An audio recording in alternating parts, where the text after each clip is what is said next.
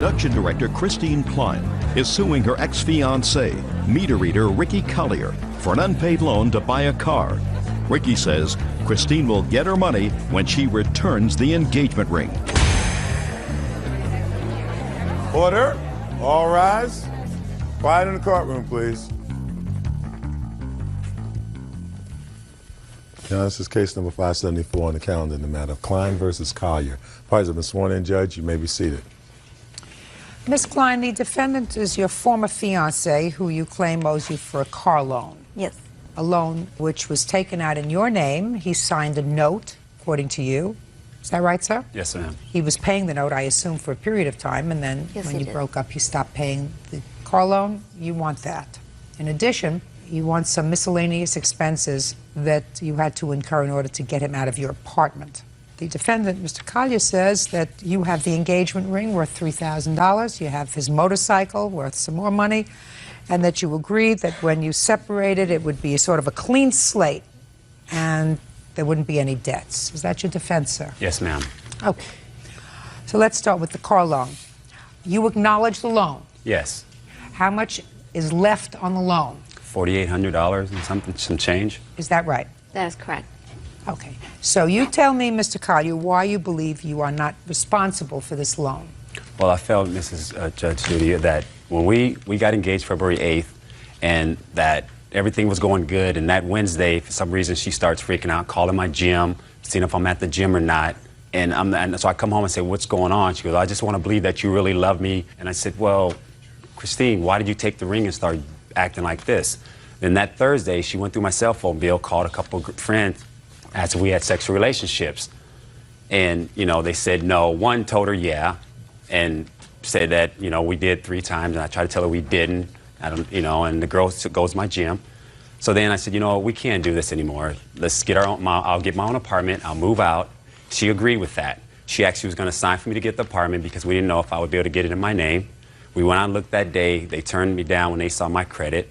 Then we went through another week. And were you still living together? Yeah, we're still together. She asked me to stay away from home as much as I can. So I said, okay, no problem. I would stay at the gym as long as I could. Come home, I was sleeping on the sofa. So then we went through that week. The 21st came up. We went to a Laker game together. Having fun, drinking. Everything was going good still. I think, okay, I'll get my own apartment. We'll try to make it work. If we can't, we can't. That Saturday, we both get up to go to the gym. She goes her gym, I go to my gym. She goes, are you going to take the dogs for a walk? I said, yeah, I am. She goes, well, I'll go with you guys. We went for a walk. I went off to the gym. I said, I'll be home at 12. We'll go look for an apartment. I get home. There was 2 officers there with my stuff outside. I didn't know what to say. And I just stood there. And then they said, you have an hour to get it out of here. And then when we talked about me moving in the first place. Don't go back. Don't go backwards. Okay. Well, Mr. Collier, don't go backwards. Just go forwards. Okay. So we are now, your stuff is in a U-Haul. Right. Okay, good. Where's the engagement ring? I exchanged it for earrings because it was on my credit card. I was solely responsible to pay for it. It was on my credit card. I have the receipt right here. Yeah, but it's under my name. I'm paying for it. And he actually had the nerve to ask for me to give him the ring back so he could pawn it for money to move out. So I'll pay for my ring twice. 1 second. He signed for it. Right, because he had a credit card on my account. My mistake. Is this her credit card, sir? It was, well, I was on there, yes. This is her credit card? Yes. It's, yeah.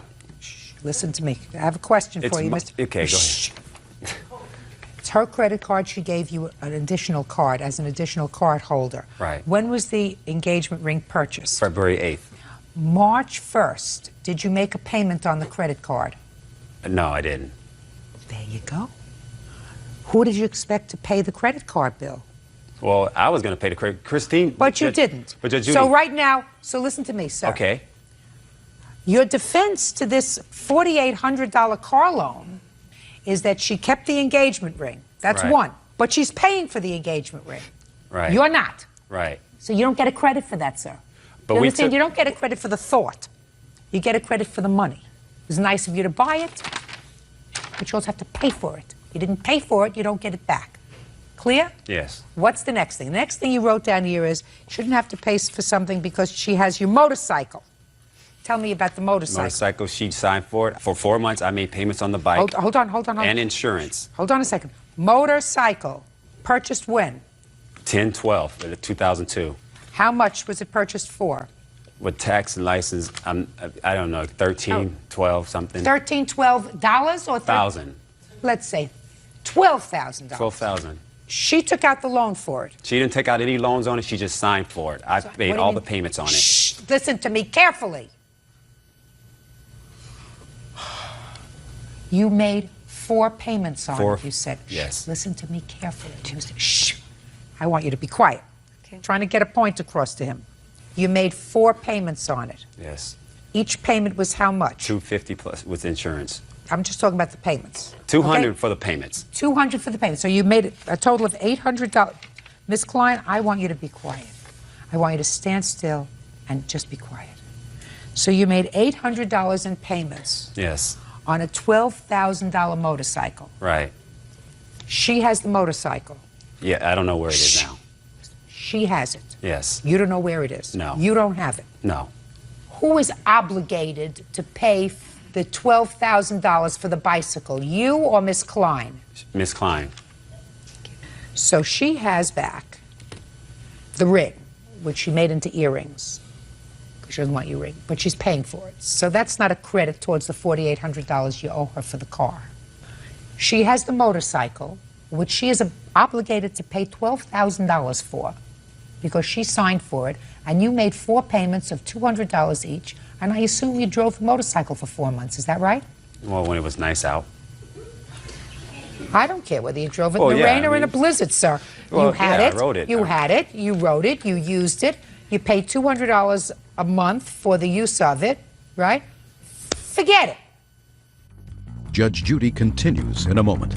She changed her mind. She changed her mind. But then she files this claim saying that she asked me for the money. She changed her mind, sir. She decided that you weren't as good as she thought you were. And later today, she was a friend of yours, and she said, you can come and stay in my house, take care of my dog. While you were there, babysitting for the house and the dog ate your dentures. Yes. Right? real cases, real people. Judge Judy. Christine Klein says ex-fiancé Ricky Collier owes for an unpaid car loan. She also says she's keeping the engagement ring because she's the one who paid for it. Mr. Collier, why else don't you owe her for the car loan, sir? Because we had an agreement that if I go on my own, she knew that I couldn't afford an apartment on my own, that she would take the loss on all the bills that we had together. Why would she do that for you? But that's what she said. And I said, are you sure you want to do that, Christine? She said, yes, I'll get another loan to pay off everything. That's what she said to me. Well, why would somebody want to do that for you, Mr. Collier? Judge Judy, that's what she said to me. I talked to her and I said, Christine, are you sure you want to do that? She changed her mind. She changed her mind. I totally understand That's what women do. Yeah, That's what women do. They change their mind. I understand that. She decided you weren't as good as she thought. I'm speaking. But then she files this claim saying that she asked me for the money. And we haven't talked since the 21st. Mr. Collier, didn't you notice my mouth moving, sir? Yeah, I'm sorry, Judge Judy. She changed her mind, sir. She decided that you weren't as good as she thought you were. Do you understand? Yes, I do. She wants her money back. Miss Klein, I know that you want to get into how you had to get bodyguards and hire people to get him out of your apartment. That's not my problem. Don't visit it on me. Visit on me only the fact that he owes you $4,800 for the car. Now, you both agree that that's what's left on the loan? Is that right? Yes. Judgment for the plaintiff in the amount of $4,800. Thank you very much. Go have a happy life. Parties are excused. You may step out. I'm clueless as to why he's clueless, as to why he was kicked out when he was abusing me back since July of last year. She probably felt like I was going to get angry if she kicked me out. He's a master manipulator and an abuser, and I fell into the trap. Because I have the tendency to get angry. I'm just glad to be free and away from him at this point. Administrative Assistant Sherry White is suing her ex-husband, electrician Dale Dreyer, for having her car towed and impounded. Dale says the car was abandoned on his property. He is countersuing for storage fees. Come to order. All rise. Quiet in the courtroom, please. All rise. Now, this is case number 173 on the calendar in the matter of White versus Dreyer. Parties have been sworn in, Judge. You may be seated. Sir, have a seat. Miss White, the defendant is your former husband. You were married for a long time, 20 years. 20 years. And I gather from your papers that you had a rather acrimonious divorce. Yes. This case has to do with a car, an old car, that you were awarded in the judgment of divorce. Correct. So why don't you tell me the story about the car and what you're suing him for? I was awarded the 1991 Hyundai in the divorce settlement. And at the time that you were awarded the car in the divorce settlement, where was the car located physically? It was at our home. You say at our home, pointing to him. Did he stay in the home? No, I stayed in after the divorce was filed. I stayed in the home for 6 weeks afterwards. With him? Right. And then you left? Yes. I left the home. And left the car there? No, I took the car with me. Okay. It was agreed that we would leave the car in his name. And then we had agreed that my son, our younger son, who was living with his father, would get the car in January when I bought a new car. And this you discussed with the defendant? Yes, I did. So what did you do with the car? Our youngest son came to live with us in February after having problems with his father. And came to live with you? Yes. And his father became very angry, vindictive. Where's the car all this time? I had the car at that time. You had the car? My son was driving it in January. It broke down in June. It sat there on my property for a couple months. Our oldest son had come over to my house, asked if he could have the car. I said, sure, take the car. His dad does a lot of rebuilding of the vehicles. So he towed the car to his father's house where he was living. Your oldest son's name is? Jonathan Dreyer. Okay, so Jonathan takes the car. It's been in your possession, but titled in your husband's name, despite the fact that you were awarded the car in the judgment of divorce. Oldest son takes the car from your new residence and brings it back to his father's house. Correct. Is he living with his father? Yes, he is. Is that right so far? Yes, sir. Yes, ma'am. Okay. In June, Jonathan and the car are back at the father's house, June 01. Go ahead. So it was after he had towed the car, he called me and says, I have to get the title from you because your dad doesn't want the car up here without the title. So I said, fine, here's the title. Okay, so you gave Jonathan the title. Right. Okay, so now, good. So that was the last I'd heard about the car until May 5th, when I get a notice that he has had the car illegally put into my name. Well, no, he hasn't had it illegally put in your name. He transferred it to your name. He was supposed to do that a long time ago. Right, but what he had done was fraudulent, the way he had done it and what he had planned to do with it. Well, let's see what happened. So he had put the car in your name and then? Called it in as abandoned. Okay, and then they came and towed it. Yes. And you were sent a bill from the county for how much? The ending bill was $786. And that's what you want? Well, they did eventually sell the vehicle and got $60 out of it for auction. So $726. Correct.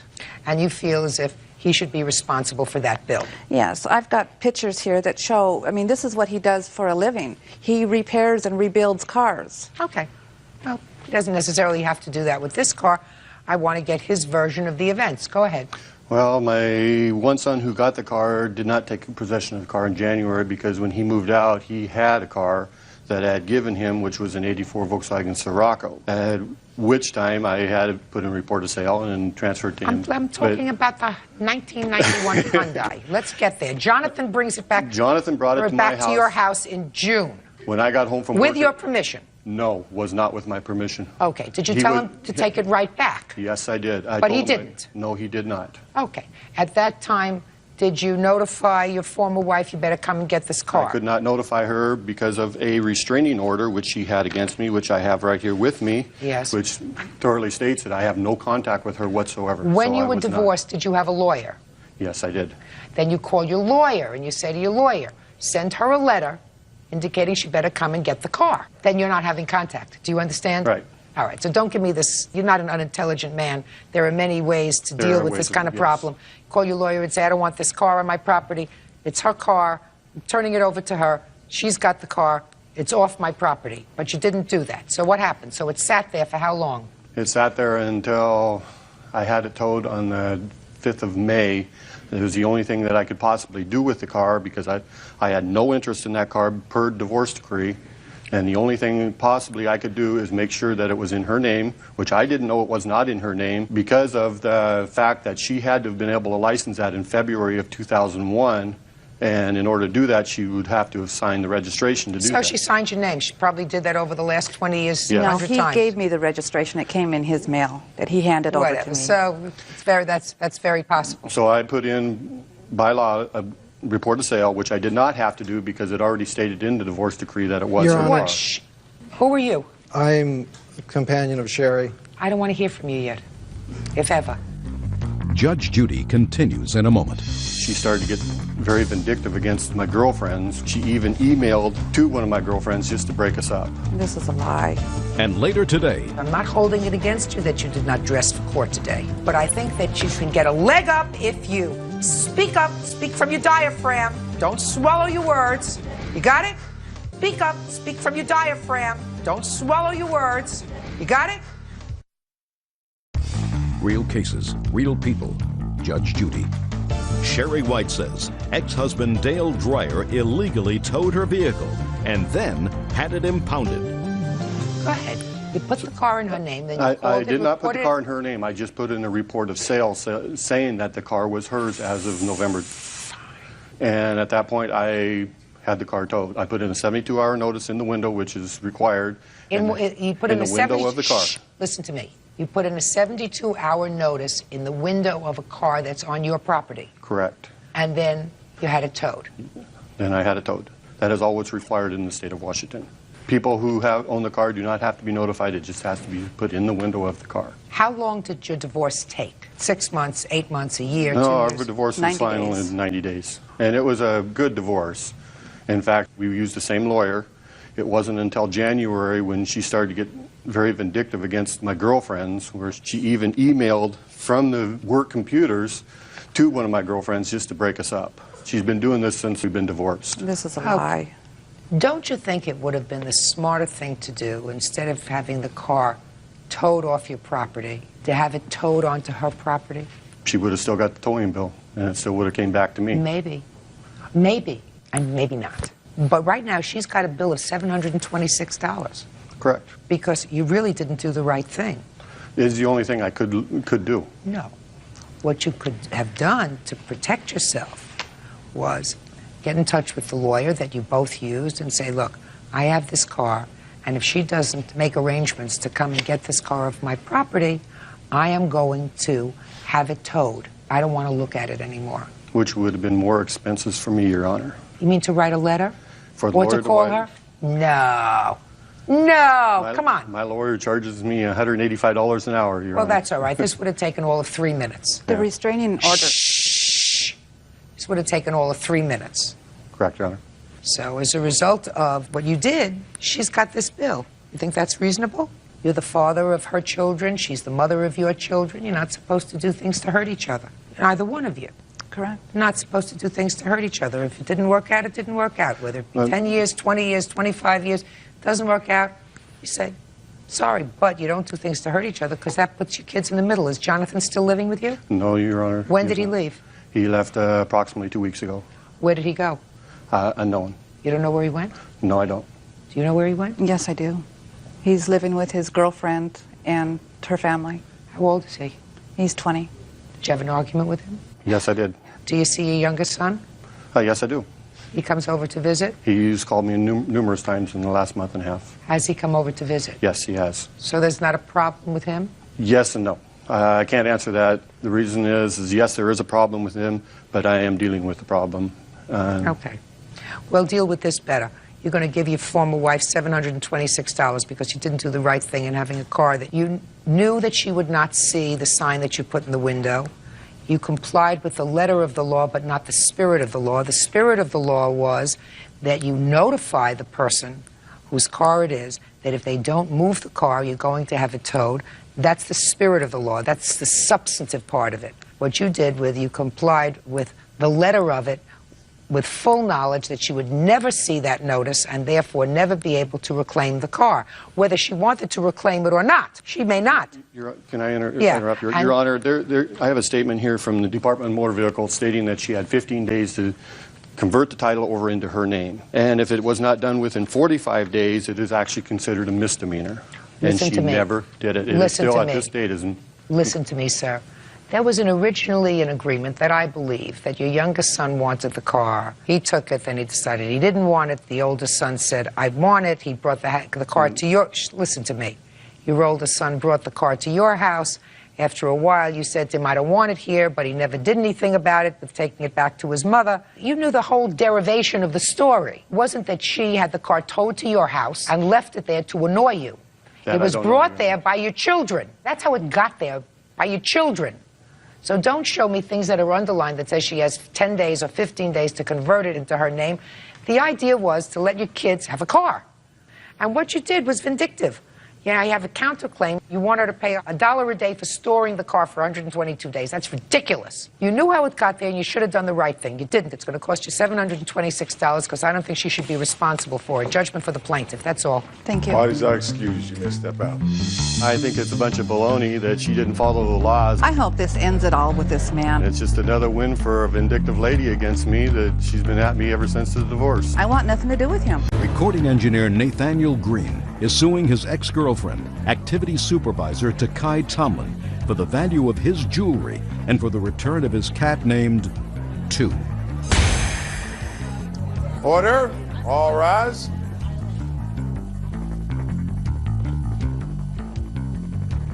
Now, this is case number 16 on the calendar in the matter of Green versus Tomlin. Parties have been sworn in, Judge. You may be seated, sir. Have a seat, please. Mr. Green, you and the defendant lived together for a period of time, broke up. She moved out. Yes, Your Honor. And it is your claim that she came back sometime later and took several items from the house that belonged to you. One was your cat, and the other is some jewelry. Yes, Your Honor. Defendant says that the cat really belonged to both of you, but was more attached to her. And as far as the jewelry is concerned, her answer is sort of, she took it. Well, So let me get some dates from you. When did you start to live together? well, this is probably like back in 99, And when was the cat purchased? July 2000. Did you purchase it from somebody? Yes, I purchased from a good friend of mine. I have the receipt showing that I purchased the cat. What kind of cat was it? Snowshoe cat. Snowshoe cat. Yes, ma'am. Heard of it. Is that a pedigree cat? Yeah. What does it look like? Well, I have a picture too, Your Honor, of the cat. Could I see it? And on the back of the picture, Your Honor, if you would take a look, the defendant wrote some very disturbing things to me when she stole the cat from me. Okay, so now I see the cat. When did the two of you separate? November 2001, we separated. Okay, is that when you moved out? Mm-hmm. Was it just the two of you living together? I sent out 2 children. You have 2 children together? Yes, ma'am. How old are the 2 children? 2 and 3 years old. And you took the children with you? At the time, yeah. Where are they now? Right now, they're with a babysitter. But I take care of them, they live with me. The children do live with him. They live with you? Yes, ma'am. Okay.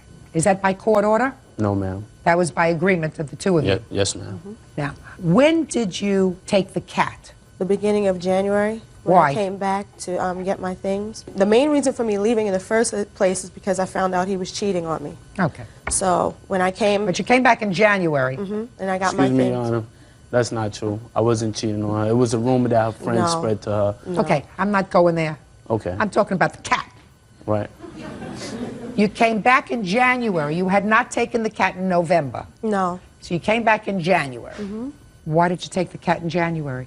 When I came back in January, I got all of my things. I picked up all of my things and everything. I just felt the cat would be better off with me. Excuse me, Your Honor. May I say something? Before we even started, dating, I had another cat, and my cat passed away.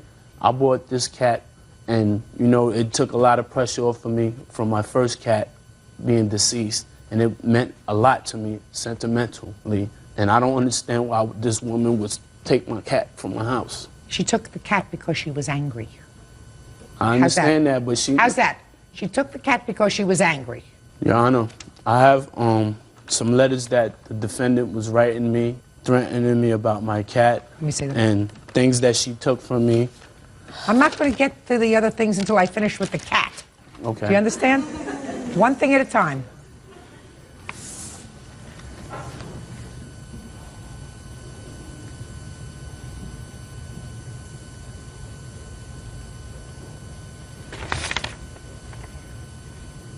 You were very angry.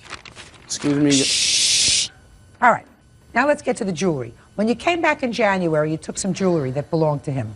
Tell me what you took. It was a chain with a pendant and a Rolex watch. It was in a box. And the Rolex watch belonged to? Nathaniel. Where did Nathaniel get the Rolex watch from? He says from his father. Why did you take the jewelry? For the same reason you took 2?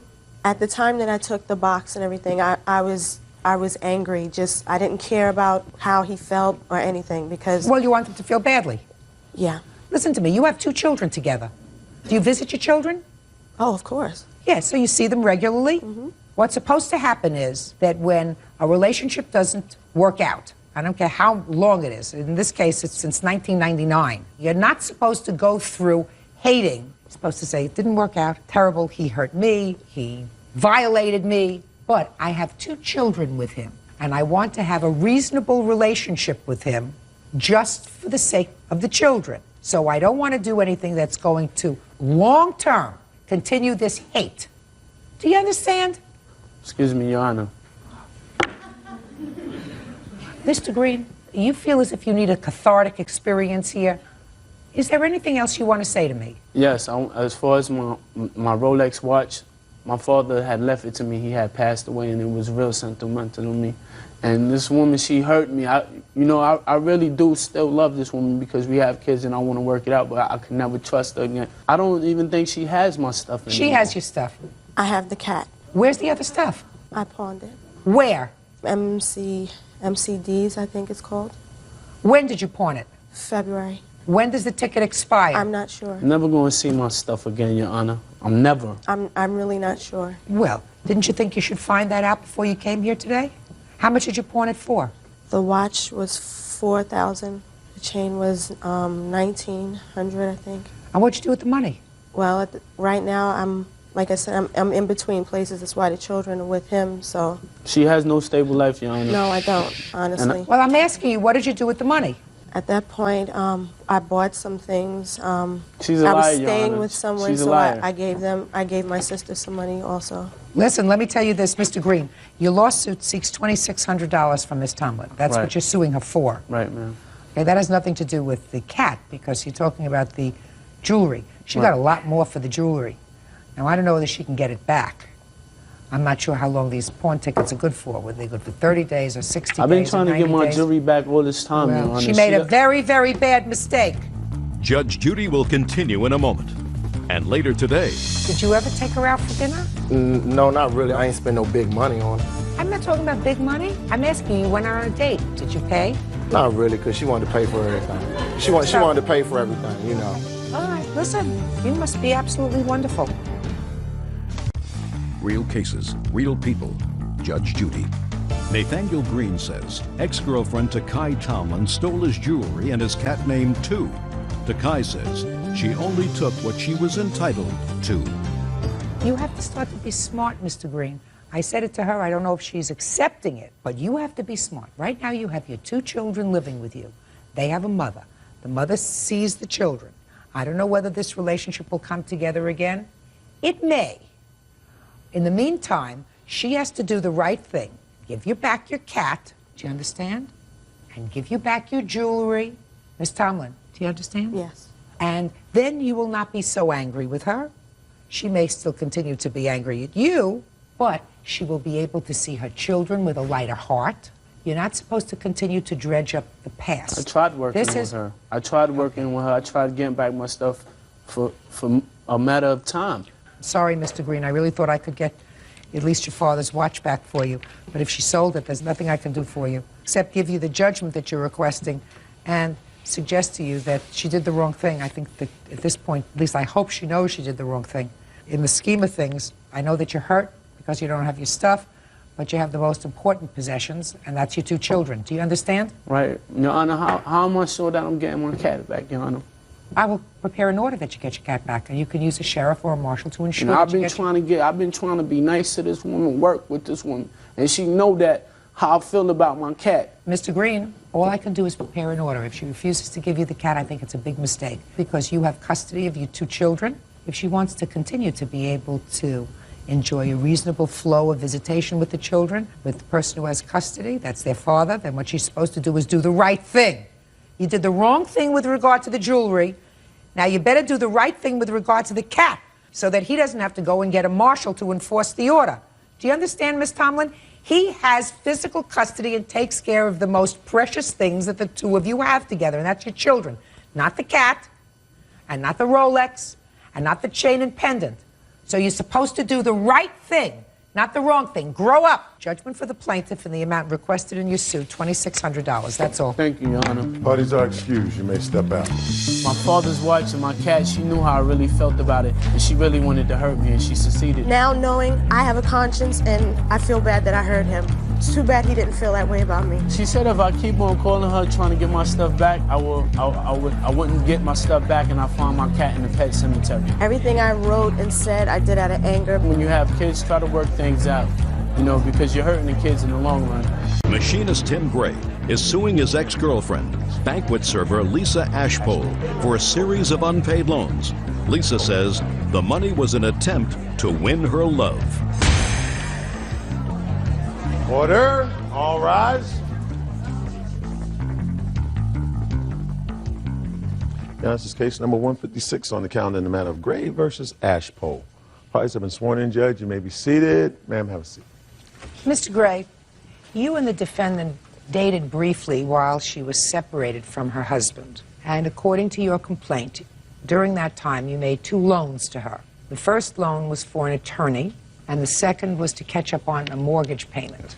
The defendant says you never made any loans to her, but did give her money. Is that right? Yes, it is. Now, when did you meet her? It was during bowling season. I don't know when bowling season is, sir. About 2001. Excuse me? In the fall. Can you get any closer by, say, month? Okay, August. How's that? August of 2001. Yes. And we were just friends up at the bowling alley, sitting there talking and, joking around. Eventually, right around St. Patrick's Day. All right. We're going to have a conversation here, which means you'll talk and then I'll talk. Okay. Did you meet her at bowling? She was a waitress, I was a bowler. Yes. When did you separate from your husband? In June. So you were separated at the time that you met the plaintiff, is that right? No, we were friends when I was at work. So I knew him while I was still married, yes. But in August of 2001 is when you started to date him? No. When?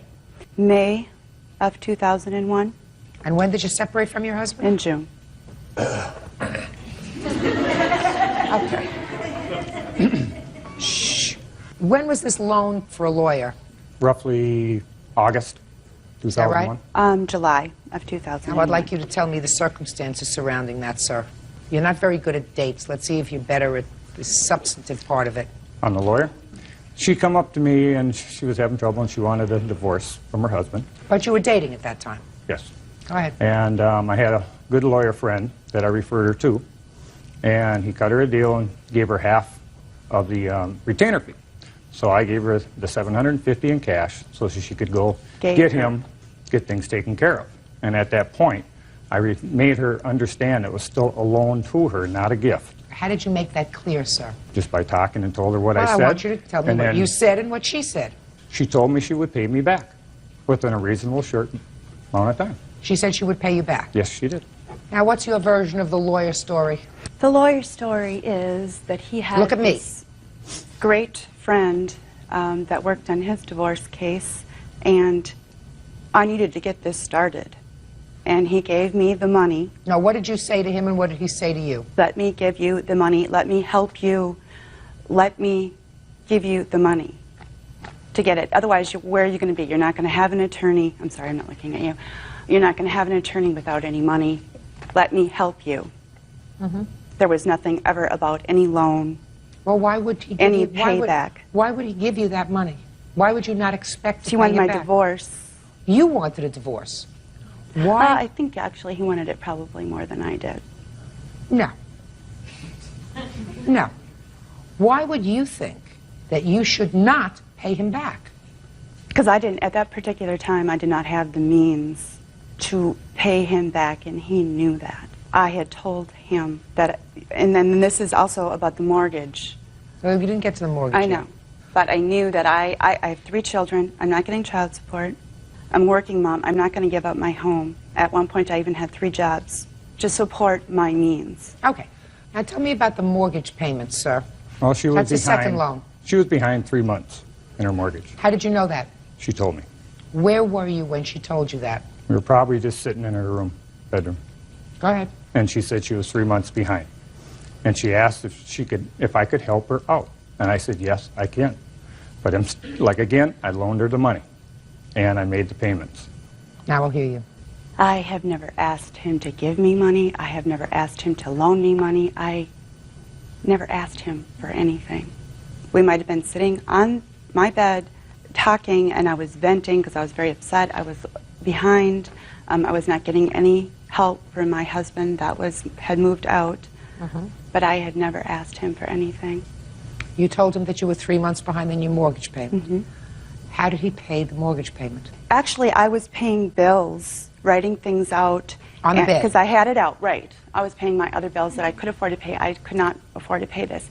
He took the statement out of my hand, picked up the phone, and made a check over the phone to pay the mortgage. And I was telling him, Is that no, right, sir? You paid please it over do the not phone? do that. I made it by Visa, yes. You made it by Visa over the phone? Yes. And I kept saying, please do not do that. Because if I would have had anything to do with this, I would have at least made him make sure that he paid the right amount. Because he didn't pay the whole thing. How much was the mortgage? $3,000. Your Honor, I would like to also say some other things that I have here. Go ahead. After my husband had left, we've never lived together, but Tim never went home. He asked me if he was getting low on his check, should he reorder some and put them in my address. I told him no, it was too soon. I did not think that this was a good idea. To go open my mailbox 2 weeks later to find a box of checks in his name only in my address. He has also bought siding to my shed that I told him to return. So? I also fixed a lot of stuff in the house. Shortly after her husband left. You cared for her. Oh, yes. I cared very much.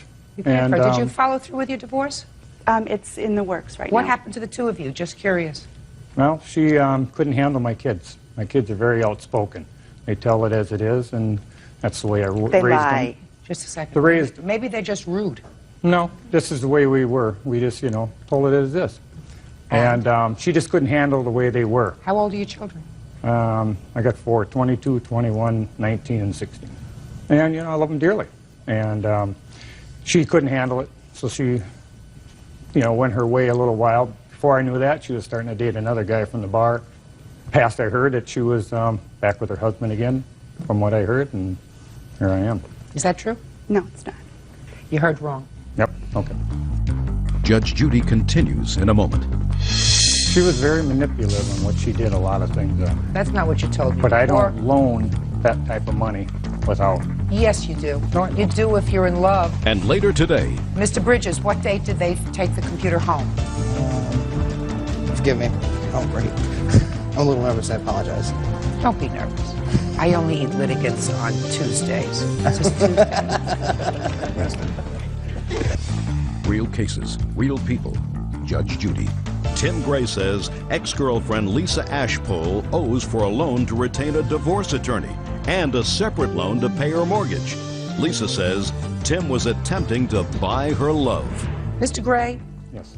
I am usually not predisposed to finding that monies paid under these circumstances are gifts. I'm usually predisposed to find that even under these circumstances, there is some obligation to repay money. Because if I find that one person is trying to get over on another, I think there's a certain inequity there. If you care for her more than she cares for you, and she's using that and is sort of bilking you for money, I think that that's an immoral thing, and that shouldn't happen. I don't get the sense of that here, sir. I really don't. What I do is sense, Mr. Gray, that you cared for her. You wanted her not to be stressed. You knew she was hardworking, and she was trying to make ends meet. She wasn't getting much money from her husband, the father of these children, and you wanted to help her because you cared for her. You had checks printed with her address. You planned on moving in to her home. You planned on being a family together. So I don't believe that under those circumstances you would have said to her, this is a loan. But I don't believe that that happened, sir. I believe that when she was sitting on the bed and being very unhappy because she had all of this mounting debt, you, in a very magnanimous way, like a hero, got up, went to the phone, called your Visa, and said, I want you to pay this bill. that wasn't the way it happened, Your I Honor. think it probably was, Mr. Gray. She was very manipulative in what she did a lot of things on. That may be true, sir. That's not what you told me. But I before. don't loan that type of money without. Yes, you do. No, I don't. You do if you're in love. You do if you're in love. You say, I want us to be together, and I want us to have a future together, and I don't want you to be stressed, and I want to show you that I can help take care of you, and that's what I'm going to do. And I believe that's what you did, Mr. Gray. And while my rulings usually do not go this way, I don't believe she was being manipulative. I believe that you were being in love and reacting appropriately, and unfortunately it didn't work out. Maybe you say it was was because of your kids. Maybe it was. But certainly, I don't believe she was being manipulative. I think that in the time that you were together, I think that she probably cared for you. Is that true? Well, she cared, but she also agreed that she would pay me back. I don't believe that, Mr. Gray. Your case is dismissed. Excuse, you may step out. They're just outspoken. I don't have a problem with outspokenness because I can be very outspoken as well. She lied through her way and got her way out of it again. His 16-year-old slapped my 6-year-old and left a big welt on his buttocks. Yeah. And now the next case. All parties in the matter of McKay Schuler versus Anglin. Step forward, please. 19-year-old waitress Ashley McKay and her boyfriend, 23-year-old dishwasher Craig Schuler, are suing their ex-roommate, customer service rep Brandy Anglin, for the return of personal property. Brandy is countersuing for rent, a security deposit, and the cost of living expenses. Ms. McKay, were you a friend of the defendant's? No, we were a friend of her boyfriend. According to your complaint, you and your boyfriend moved in with the defendant because you were having some financial difficulties and I gather got evicted from where you were living. You say that she agreed to let you stay there until you got back on your feet. Then something happened, she threw you out. It's your claim that she kept some of your property. You want her to pay for the property she kept. The defendant says that she did in fact keep some of your property because you owed her so much money that you were there for 3 months, and in the 3 months that you were there, gave her a total of $40. You didn't pay rent, you ate all of her food, you had a lot of other bills that you had while you were there, and she's counterclaiming. Is that right? Yes. Okay. When did you move into her house? August 19th. And when did she put you out? It was September 18th. So you were there 1 month? Mm-hmm. Is that right? No. When did she move in? July. July what? 29th. And when did she move out? September 18th. So she was there 6 weeks. Okay. What stuff do you claim she kept? We have a whole list right here. We have a 27-inch TV, a DVD player, a stereo, PlayStation 2, a fridge. We had Oriental rugs that were taken, my cell phone, DVDs, PlayStation games, VCR tapes, CDs, the book that had our CDs in it, our CD holder. Where's all that stuff? I don't know. I'm missing stuff also. And I take it that they didn't receive it either. But I do have I don't understand what a you're few talking things. about. When you moved out, all this stuff was in the house, and I gather you told them to leave. I told them to leave that night. That night, can and come they back. left. And at the time they left, all that stuff was in the house. Yes. So where is it now? My stuff's missing too also. No. Okay, where The the day stuff is? they left, because you told them to leave. You were angry about something. I don't care what you were angry about. They left, and they didn't have opportunity to take all this stuff when you told them to leave that night. The next day, where was their stuff? Still in the house. When did you realize it was no longer there? When the landlord showed up the 20th to get rent, and when I paid him the rent, he comes in the house like he usually does, and his translators come in, and he saw holes in the walls that they left in their room and in the door, and he told me to get out. So in the process of moving my stuff, some of my stuff came up missing. I don't believe a word she says. When did you go back to get your property? The 19th. So it was the very next day that we went back. All right, you're suing for $3,000. The stuff that you have on this list is substantially more than that, but I gather that your limit is $3,000 in small claims court. Is that right?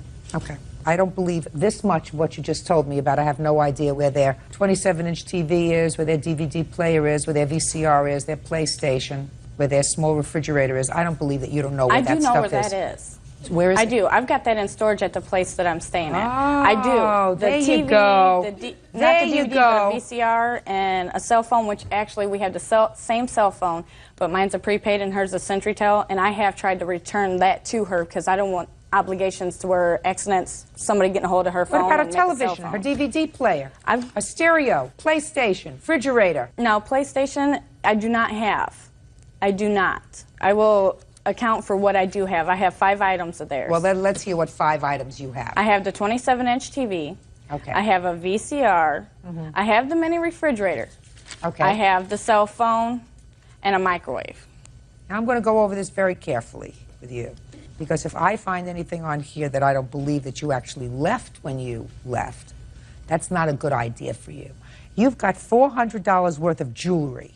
You want to tell me about that? Most of it was rings that my mom gave to me when she was about 16. She gave them to me. That's when she had them. I had a silver necklace for my grandma. I had 2 of those. Why didn't you take that with you when you left? When we were kicked out, it was about 12:30 at night, and she said, "Get the out of my house. I have 2 gentlemen downstairs that will escort you out if you don't leave." What items did you take when you left? We got dressed, put our coats on. I grabbed my purse, money, car keys. That was it, and we took out. Where's her jewelry? I don't know where the jewelry is. I do not. I've never seen her wear a bit of jewelry. I don't know. Do you have any of her CDs? No, I do not. You know where they are? No, I do not. Okay. Within 5 days, the TV, VCR, refrigerator, cell phone, and the microwave are to be turned back to the plaintiffs. They're in storage? Yes, they are. What's the name of the storage? It's actually at the place where I'm living, in the basement. That's the storage. My stuff is in storage also down there. I'm using my ex-mother-in-law's house as that, because I have a lot of my stuff down there also. Let's hear your counterclaim. Okay, they lived with us rent-free. Okay. 6 weeks, right. Yeah. They made me lose my deposit on the house because they're little bickering, arguing, fussing, fighting all the time. And I lost my deposit because they got too upset at each other and him throwing stuff or punching the walls or whatever it is. I lost my deposit on my house. You mean your security deposit? Yes, I do. Did you make any holes in the walls? No, ma'am, I did not. Her and her boyfriend be fighting all the time. That's where the holes came from. Go ahead. They'd sleep all day. I even got her job at where I was working. Would you tell me what they owe you money for, please? What they owe me money for? They lived there rent-free. They ate all the groceries. The only groceries they brought in, I guess, was at like 3 and 4 o'clock in the morning. They'd bring them in snacks. Well, what was your arrangement with them? My arrangement was $325 a month, and it was supposed to be including everything but food, which is gas and electric, stuff like that. When did you make this arrangement with them? Arrangement was made with them in July, the beginning of July. Other than that, but they, I'd watch his son when they were up doing whatever they wanted to. What money did you give them towards the expenses of running the house? Well, we did only give them $40. We had no agreement before we moved in. Let's say you didn't. Okay. What about food? She said she took care of the food. We could eat whatever we wanted. Her cabinets were always stocked. As long as if we made dinner, we made enough for everybody, and they would do the same thing. Well, who bought the food? She did. Why should she support you? We actually, when I started working, we went out to eat like every night. We started keeping food up in our bedroom. That's why the fridge was in our bedroom that my mom bought us, because we felt like we weren't allowed to eat there. All we did eat there was like eggs, cereal, macaroni and cheese, just side items. We didn't get into any meat, any expensive things What whatsoever. difference it make? That's food.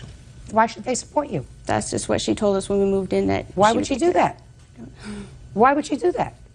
I don't believe that you necessarily had a rent arrangement with them, but I certainly believe that you didn't have an arrangement with them where you were going to support them like they were your children for the 6 weeks that they were there. And even if they paid minimally to cover some of the expenses, $50 a week, which was minimally what you absorbed while you were there, that would be $300 for the 6 weeks that you lived with them. I think that the rest of your stuff here maybe is worth $500. The difference in that is $200, and that's what you're going to get, period, plus the remainder of the stuff that she has that's in storage. That's all. Goodbye. Parties are excused. You may step out. They're actually looking for Craig right now, so. She's lying. She's lying about everything. Well, because they want to have questions for him on the threats and everything. She's just full of it. Threatening me when I left the store. They were swerving to hit my children. I never threatened her. Because I can't go out in public with all the threats that he told the neighbors. I don't know, it was just messed up. I don't even know. To watch my back and everything. And now the next case. All parties in the matter of Yonkers versus Ponce. Step forward, please. 20-year-old dietary aide Melissa Yonkis is suing her one-time blind date, 21-year-old student Richard Ponce, for the cost of a motel room and several in-room movies. The two of you, according to what I've read, were introduced to each other socially through a friend and began communicating both on the phone and the internet. Is that right? Yes. And then you decided it was time to meet. And for some bizarre reason that I'm sure someone will explain to me briefly, you decided to have your first meeting at a motel. You arrived at the motel and you decided to put the room on your credit card. That's correct. You went into the motel to hang out. According to you, you got disgusted with something that happened in the motel because he was going out to visit a friend, and you stormed out. Then later on, you got a bill for 2 nights stay at a hotel, because he evidently decided to stay that night and an extra night, and for some movies that he had rented. You want him to pay you back for the 2 nights at the motel and the videos. Is that what this case is about? That's correct. He says that you stormed out, that somebody, he assumes it was you, vandalized his car, which caused him to get stuck in the motel for an extra day. Is that right, sir? Yes. Just tell me why, briefly, you decided to have your first meeting in a motel. Well, I'd worked late that night, and I live 45 minutes away from the defendant, so by the time I got to where he lives, it was already late, so there wasn't really much else we could do. We both live with our parents, we couldn't go to each other's houses, so we decided to go to a hotel. We had talked about it for a long time, and that was the most convenient day, so I decided. So what time did you arrive at the motel? I think it was around 10:30. And what happened, sir, that caused you to want to leave? Well, the thing was, I was just not really into her when I met up with her. You didn't like what you saw? Well, I went out with a drink with my buddy, which I invited her to come out with me. I came back to the hotel, and I realized that my car was vandalized. Yes. My tires were slashed. The car wouldn't start. I'd called a friend who was a tow truck driver to fix. This car was a loaner. This is not my car. So I had to get the car fixed before my friend had found out it had been vandalized, or else he wouldn't trust me ever again with the loaner whenever the emergency case might be needed again, you know. Why did you stay at the motel 2 nights? Well, my tow truck driver, the friend that I had was a tow truck, was out of town, and he told me he'd been in town. Well, Mr. Ponce, you know, you're making this up as you're going. You live in that town, do you not? I live in the area. You live in the area. Go home.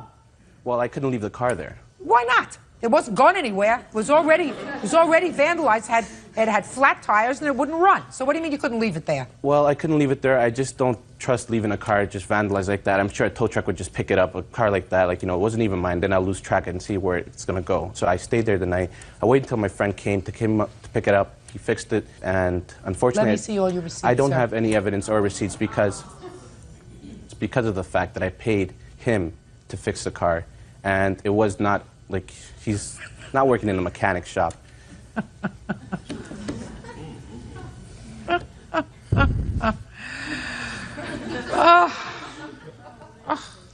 You are so full of yourself. You are so full of it and yourself. I begin to zone out because there is nothing there of substance, nothing truthful. I don't even have to listen to it. I mean, I can fantasize about a whole bunch of other things. I'll listen to you. Listen, the first day of the motel you pay for. Do you understand? That's your mistake. How much did the second night cost? Show me your bill. Okay. With the movies and the extra day, it cost me $221. For the second night in the movies? Yeah, altogether it was $360. Did you watch any of the movies with him? No, I left after the first night. $221. Listen, consider yourself lucky. He's a real loser. Judgment for the plaintiff in the amount of $221. Goodbye. Parties are excused. You may step out. This car business, I don't even know where it came from. She had vandalized my car. He was the one who pursued me. I don't know what he's talking about. He wasn't into me because he totally was. He made all the first move, everything. She's pretty much overconfident with herself. She thought just, like, you know, with her looks, she can get everything, you know. I'm just happy she saw through that whole lie. And now the next case. All parties in the matter of Corcoran versus Bilby. Step forward, please. 19-year-old college student Jamie Corcoran is suing her ex-roommate, 19-year-old student Erin Bilby, for totaling her car.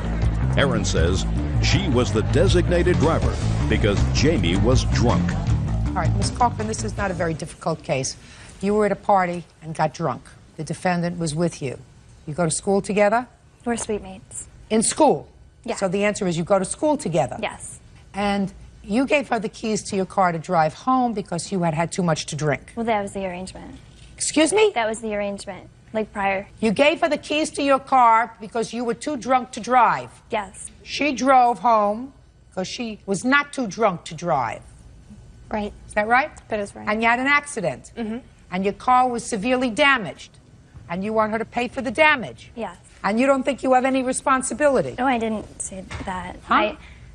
I was willing to split the damages with her because there was 3 of us in the car, and I thought all 3 of us equally were at fault. So I think I'm responsible partly, yes. How much was the damage to the car? The final estimate is $3,107. What year car is this? 92 Saturn. 92 Saturn's 10 years old. How much is the car worth? 31 Blue Book. Like, it's totaled, so Blue Book value is 31. So you can't drive the car? No, it's totaled. So what are you going to do with the money?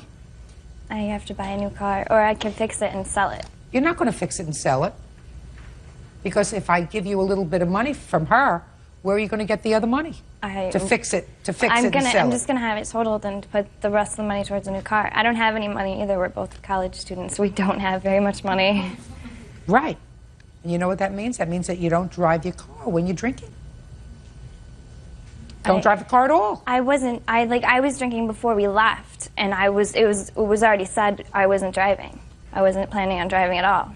And she knew that I was drinking before I left. She knew. Ms. Cochran, let us say I give you $500, and I say to her, listen, you had the accident, you should share in the responsibility of fixing this car. I bought a car. I took out a loan. I was taking taxis to and from work. Just a second. Well, wait, what is it? Did you buy a car? Yeah, I bought one. My mom co-signed a loan for me. What kind of car did you buy? A 96 Paseo. Keep your voice up. You don't have to be embarrassed.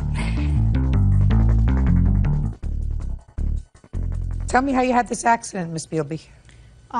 When we were driving back from the party, I've never driven in this area before. It was my first time actually being in downtown Buffalo, which is where we go to school. I was on it was an overpass, and there was a concrete reinforcing wall, and it had been raining out. What month? It was September 16th, the night of the accident. Go ahead. It had been raining out, and, you know, I'm used to driving in New York where it's raining or it's snowing, and the tires slipped on me, and, you know, usually I can gain control very quickly after that happens. And I continued to hydroplane and lose control, and that's when I ran into the concrete reinforcing wall on this overpass. You have any recollection of that at all? Yeah, I know what happened. So tell me what happened. We, just like she said, we were driving, and the turn's very sharp. I have pictures of it. Do you want to see it? Could you speak slower? I can't understand you. I'm sorry. The turn's very sharp, but there were signs. There were signs like 25 miles an hour, 90-degree turn ahead.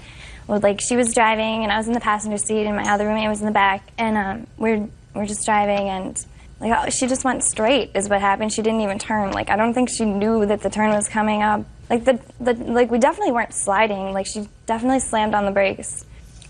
It's an accident. She doesn't have to pay for anything. She wasn't speeding. She wasn't drunk. She had an accident. That's what you have insurance for when you have an accident. If you hadn't been drinking, she wouldn't have been driving your car.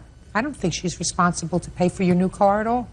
I think you've got to pay for your new car. And next time, take the bus. Okay. Leave the driving to us if you're going to be drinking. Goodbye, Miss Cochran.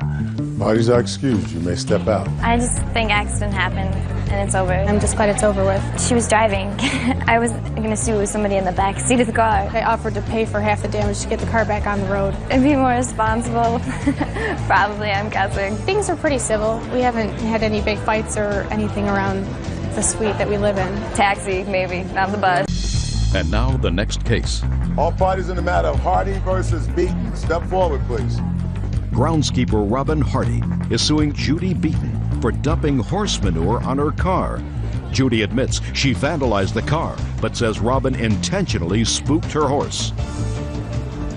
All right, Miss Beaton, I think we're going to start with you because you seem to acknowledge that you did, in fact, touch in some way the plaintiff's car. And you're going to tell me why you did that. Tell me when this incident happened and where you were. Yes, Your Honor. It was March 12th. I was riding my horse on this road. I have photos if you'd like to see them. Yes. It's a very narrow, windy road with no sidewalks or sidebar to get off of the pavement. And I was almost back to my barn. I have to travel on the road about 100 yards from the trail to the barn. So I was just about to the driveway of the barn when I hear someone beeping in back of me 2 times, very long honking. My horse kind of caved in the back and took off down the road at a quick pace. And I wasn't ready for that, you know, and I was almost toppled off. And I turned and I saw someone with a black car. And I yelled at the person. I said, "What, are you crazy?" And the person yelled back at me. Person was the plaintiff? Yes. I said something like, "What, are you, a freaking idiot?" And she said, "Get out of the road," and passed me very close. As she passed me, she cut the wheel hard, almost hitting my German Shepherd dog who was in front of me and sped off down the road. I tried to get a plate number, but I could just get a few initials, so that was it. And I went back to the barn, and I untacked my horse and put my horse away. I was really upset about it. You know, my heart was pounding, and I've broken several bones on my horse before, and I have 4 children at home to take care of, so... You took the saddle off your horse, and what did you do? I got a bag, grain bag here, and I put horse manure in it, and I started to drive home, thinking I might run into her car or her, because I thought maybe she was going to walk her dogs that were in the car at the reservoir down the road. So as I drove home, I did see her car. It was the only car in a parking lot marked DPW vehicles only, so it wasn't very hard to find it. And I pulled in next to it, and I took out the bag out of my car here. It's a paper bag. It's not going to cause any damage. And I had horse manure in the bag, and I shook the horse manure onto the trunk of the car, and I got in my car, and I drove away. Go ahead. Okay, first of all, I do not have a trunk of a car. And I find it ridiculous that you'd be driving around with horse manure looking for trouble. Tell me what happened. Okay. I was driving down the road with my dogs to take them to the res for a walk. And I was going around a corner, and I seen the defendant in the middle of the road. I've had horses. I know horses will spook if the wind blows. So I stopped. She didn't notice me, so I beeped real lightly, 2 quick beeps. And she turned around. She didn't even move. She turned around and screamed, "What are you, an effing idiot?" So I slowly went around her, and I yelled back to, you know, get to the side of the road, wherever I yelled. I went to the res, walked my dogs, came back, and my hood windshield was covered with horse manure. Flipped out. That was that flaky horse manure that she has there, or was it other kind of horse manure? It wasn't that flaky. What was it? It wasn't wet, fresh horse manure. It was more like that? Yeah. But Okay. not quite as dry and fluffed. Okay. And so what did you do? I called the police. They came down. They And helped your me. windshield was covered? Yes. And where the blades are, the wipers, it was packed in there. So that night, actually, I had to go somewhere, and I put my heat on. You could hear all the horse manure in the engine spitting out at me. I mean, I was really upset about it. How did you find her? I went to the stable the next day. Because you figured it was her? Yes. And I went there and seen her with her horse and told her. She stated it was not her. She's a school teacher. She has 2 kids. She wasn't even there at the time. She doesn't have a German Shepherd dog. And then the next day I went back there to tell the property owners, you know, what people are doing. I seen the nephew, and he told me that she was there, and she does have a black dog. Okay, so she ultimately fessed up that it was her? Exactly. Okay, what kind of damage was done to the car, other than the mess? I have pictures. Would you like to see them? Yes. Okay. The dent's right here. It's black, so it's hard to see. It's right there.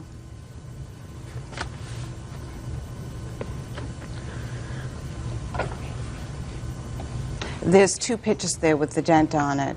And the third one is just a side profile of the car to see the condition. Did you get an estimate on fixing it? It's hard to see. Yes. Can I see have the 2 of estimate, them. please? Yes.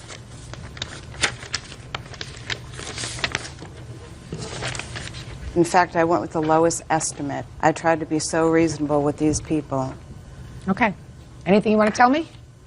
Yes, Your Honor. The reason I didn't admit that it was me the next day at the barn is because she brought her husband with her, and they both came walking at me with scowls on their face, wanting to know who this girl was. So I denied it because I was at the barn by myself. And I said, if you do find this girl, I said, what do you want from her? And they both said, almost in sync, we just want an apology. Then as the days went on, it went to $1,100 for a new hood. $685. It went down. There was several estimates. That's what happens when you have estimates. So actually, I went to the police because she was relentless to the owners of the barn, showing up, wanting my name and address.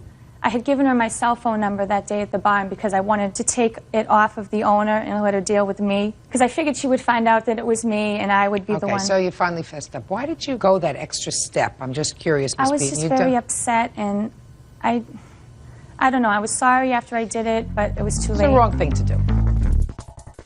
Go ahead. So we actually had a conference call, Your Honor, with the Wilmington Police Department to settle this because I it just have that went on. police report if you'd I'd like to see it. It went on and on for days and maybe a week and a half, and I just want it to be over. So, Officer from Wilmington Police Department. It's the first paragraph, Your Honor. Just a minute. Go ahead. I had to go and file a no trespass order against Robin because she wouldn't stop going to the barn, and the owners were pressuring me to get rid of her because they were busy. They have children, and they didn't want her constantly stopping over there.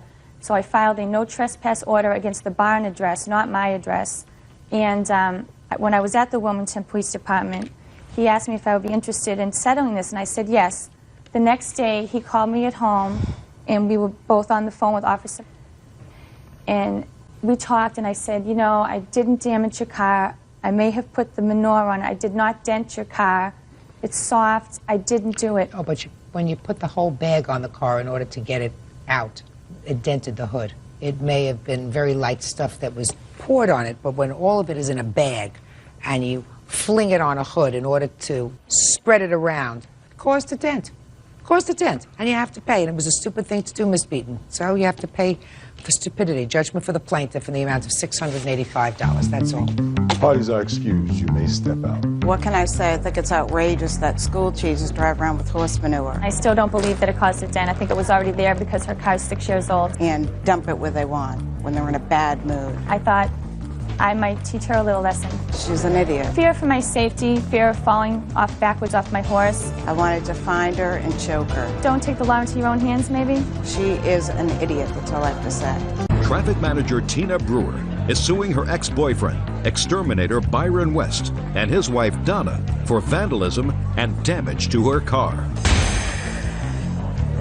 Order. All rise. Quiet in the courtroom, please. Yes, this is case number 433 on the calendar in the matter of Brewer versus West. Parties have been sworn in, Judge. You may be seated. Ladies, have seats, please. Miss Brewer, who is this young lady? This is my daughter. I'd like her to wait outside, please. Okay. If we need her, we'll call her in. Come in. Miss Brewer, there are certain things that are truisms all the time. And one of those is if you mess around with a married man, you're going to get burned. And I gather from your complaint that you've been doing that for a few years with this character. Is that right? No, ma'am. According to you, he's married. You've been having an on and off relationship with him for a while. Not a relationship, no. What kind of relationship have you had with him over the last few He years? has been calling me over the past 3 years, approximately every 2 to 3 months, telling me that he doesn't want to be with her anymore, that he loves me, he wants to come back to me. Miss Brewer, don't you understand what I'm saying to you? That's having a relationship with a married man. Okay. According to you, sometime in December of last year, you got one of those calls from him. Yes. And he wired you some money to come and get him. Yes. You got there. You found him with his wife. Yes. She kicked and dented your car. You were very upset.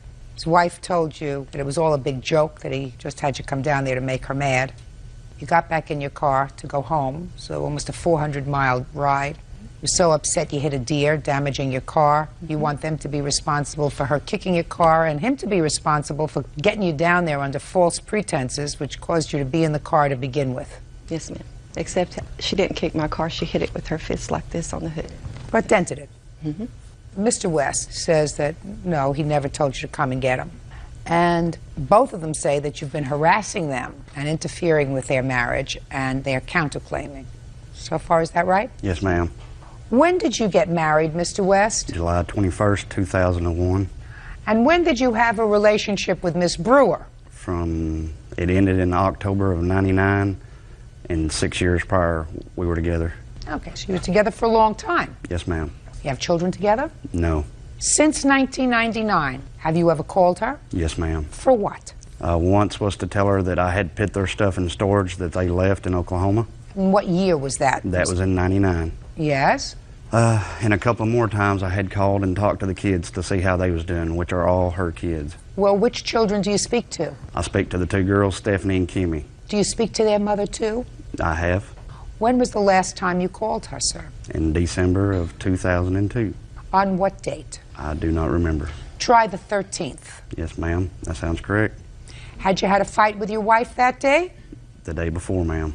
On the 12th? Yes, ma'am. So tell me about the fight that you had with your wife on the 12th, sir. We had an argument over I thought she was being too friendly with the store clerk. So you were jealous? Yes, ma'am. Shh. Now, prior to the 12th of December, when was the time immediately preceding that you called Miss Brewer? I'd say a year before. So a whole year passed. Yes. So you have a fight with your wife on the 12th, and on the 13th, where were you staying? I was over at my mother's house. Had you slept at your mother's house? No, ma'am. Where did you sleep? At me and my wife's house. So you're at your mother's house, and you picked up the phone, and you called Miss Brewer. Yes, ma'am. Why? To talk to the kids, to see how they were doing. Don't make a fool of yourself, sir. And don't give me an opportunity to make a fool of you. Yes, ma'am. Do you understand what I'm saying to you? Yes, ma'am, I do. Why did you call Miss Brewer on the 13th? I told you why. That's a lie. You're making a fool of yourself. Because if you have a fight with your wife on the 12th and you haven't spoken to Miss Brewer or her children in 1 year, the coincidence that you just have this burning desire to speak to her 2 children the next day while at your mother's house, that's too coincidental to be true. Do you understand? Yes, ma'am, I do. So your wife, you thought, was being too cozy with a store clerk, and you were jealous, and that was the reason for the fight. So you figure, I'm going to make her good and jealous, and I'm going to call my old girlfriend, Miss Brewer. That sound more reasonable and more consistent with human experience, Mr. West? It could be interpreted that way, yes, ma'am. I knew we'd get around there, Mr. West. So you decided to have a little sport with your wife. And if it happened to hurt Miss Brewer in the bargain, so be it. Judge Judy continues in a moment.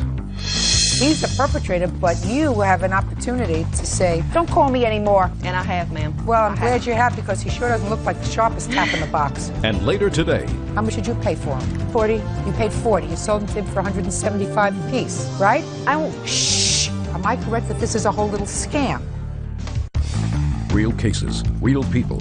Judge Judy. Tina Brewer says her ex-boyfriend's wife, Donna West, pounded the hood of her car in a fit of rage. Tina says she was so upset she ran over a deer. Now, Miss Brewer, we're going to jog his memory of the conversation. I can tell you every word. Oh, I'm sure you can. Yes, I can. I want you to give me exactly what was said in this conversation. He said, "Hi, it's me." Something like that. Something like that. Now let's hear it. When he called on the 13th, my mother lives with me now, and she answered the phone. I was at work. She called me at work, and she said he will call back at noon. So when I came home for lunch, sure enough, he called back, and he said, "I love you, I miss you, we never argued, we got along great, I believe we're made for each other." And he said, "I want to come be with you. I'm tired of this, I'm tired of Durant, I'm tired of all of it." So I said, "Well, are you sure?" Because he had been telling me this for 3 years. I'm talking about the 13th of December. On the 13th of December, he said that, and he said, "I will see what I can do. I'll see if I can get my sister to bring me or something." And I said, "Okay, fine." He said he would call back at 6 o'clock that night. On the 13th? On the 13th. And did he call back at 6 o'clock on the 13th? No, ma'am, he called at 7. He called at 7, and he said, "They're in Durant. They can't bring me. Could you come get me?" And I said, "Well, it's right before my payday, and I don't have any money." "Well, I can wire you the money." I said, "Okay." So the next morning, on the 14th, he called me approximately 9 or 9:30, and he says, "I'm going to wire you the money for you to come get me." And I do have this right here showing the $40 that he did wire me on that day. And he said, "That's okay." Miss He West, said, don't get mad at her, madam. Oh, Everything no. she's telling me is true. I know it is. Okay, every I'm not single mad thing. at her. Good. Don't be upset with her. Yeah, I'm not. It would be him, not her. Yeah, I know that. Go ahead. Okay. He said, "Don't worry about the trip home. I will be with you. I will keep you safe." I said, "Fine. Pick me up at my mother's house. I've got all my stuff packed. All I'm taking is my clothes and my guitar. I'll be over at my mother's house. Come pick me up over there." I said, okay. So you got in the car, you picked up the money, Yes, you drove ma'am. 400 miles, you get to the mother's house, and what do you find? I pulled up, and there was a truck, I don't know what kind of Suburban, something like that, and he's standing beside the Suburban in the passenger side. Someone, I don't know who, is sitting in the driver's seat, and he turns around like this, and he looks at me, and he goes, okay? I didn't know what that meant. I said, what? She jumps out of the truck and runs as fast as she can towards my car, up by the driver's side, takes her fist like this, hits the hood like this. I backed up. I got out of there. I'm not a violent person, never have been, never will be. Did you make a dent on? Yes, ma'am, she did, and I have a Can I picture. see it, please? Donna? It's this one up here by the Donna, windshield. darling, don't fib. I'm not fibbing. It's the one up by the I windshield, did not ma'am. touch her car. Yes, you did. No, I Yes, did not. she did. Sure you did. No, I did not. I never got out of the truck. Oh, that's some bad. Oh, this is from the deer. Yes, ma'am. It's that's the from top the deer. on the hood up by the I windshield. did not touch her car. Yes, ma'am. Okay. Now, then you turned around. Then I backed up and I left. And then you hit a deer on the way home. I went to my son's house because he lives there in Durant, and I was very upset. I was shaking and everything, and I was thinking, what in the world? You know, she's there. She's not going to let him go because, well, I won't say. But anyway, I called my mother back in Texas, and I told her, that number that's on the caller ID, I think that's Byron's cell phone number. Will you give it to me? She said, yes. I wrote it down. I called, she answered, and started cussing at me, something violently. I hung up. My son said, Mom, call her and talk to her. Tell her what he has been doing to you all this time, because my children have watched me suffer for 3 years through this. Listen to me. You can only suffer if you allow yourself to be Exactly, a victim. but I did. You did. That's. I admit that. He's the perpetrator, but you have an opportunity to say, don't call me anymore. And I don't want to have. hear you anymore. And I have, ma'am. Well, I'm glad you have, because he sure doesn't look like the sharpest tap in the box. I mean, I don't know what all you women are fighting over. But anyway, when I called back, I told Donna everything. I said, you know, all this has happened. She told me, I'll try to use nice language. She told me if I would meet her someplace, she would kick my... I told her I was not violent like her. I didn't settle matters like that, and I wasn't going to meet her. She said that Byron told her it was all a big joke. He wanted her to be mad at him, I suppose, from the fight before. I got but you. didn't even I know got you. You didn't understand why. I understand why, because she was very nice to the store clerk. That really made him angry. Yes. I don't even want you to say anything. You're going to tell me that you never put your hand on her car. No, I didn't. Good. Now I heard you. Now I heard you. That's nice. Now let's get to you. You have anything to say for yourself? Yes. Like what?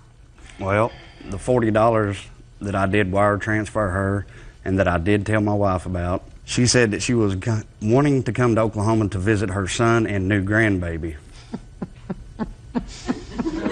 And that she had enough money to get down here, but did not have enough to get back. And if I was going to go with her anyway, why would I mail her money to come down here and back on? And when she came down here, and I'd been telling her for years not to harass my family. I'd talked to her and talked to them, but she went to my mom after she had quadruple bypass and tried to find out where me and Donna live. She has left dirty Listen to notes. me. She did all of that before December 13th? Yes, ma'am. Then what'd you call her for on December 13th, I guess sir? I still had feelings about the kids. Do I have to be? Do I have to be? No, I'm just trying to get down these lyrics because this makes a great country western song.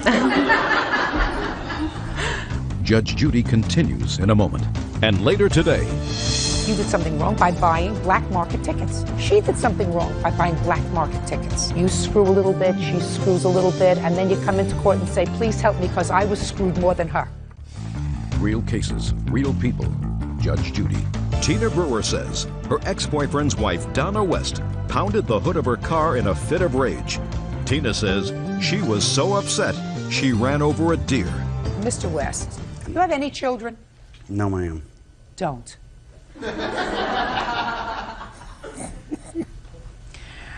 Mr. West, under ordinary circumstances, I would tell Miss Brewer that really she didn't have a claim against you for the most serious damage that was caused by the deer, Yes, ma'am. which she hit on the way going home.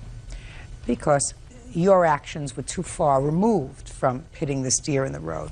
However, under the circumstances, I find that but for your actions in putting her in a position where she had to travel 800 miles round trip in a 24-hour period, 400 miles to you, based upon your lies, and 400 miles back, you could have anticipated that when she arrived there and found out that this was all your way of getting even with your wife for flirting with the store clerk, that it would have been a very stressful time for her. Yes, ma'am. And therefore, when she turned around to go home, she was agitated and stressed and had an accident with the car.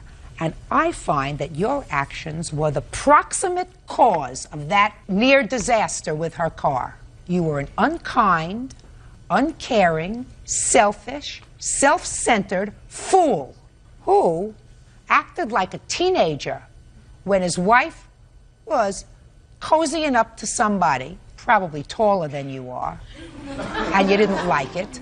So you decided to make her a little jealous. And the only one that you had to make her jealous with was somebody that you knew you could get there in a heartbeat.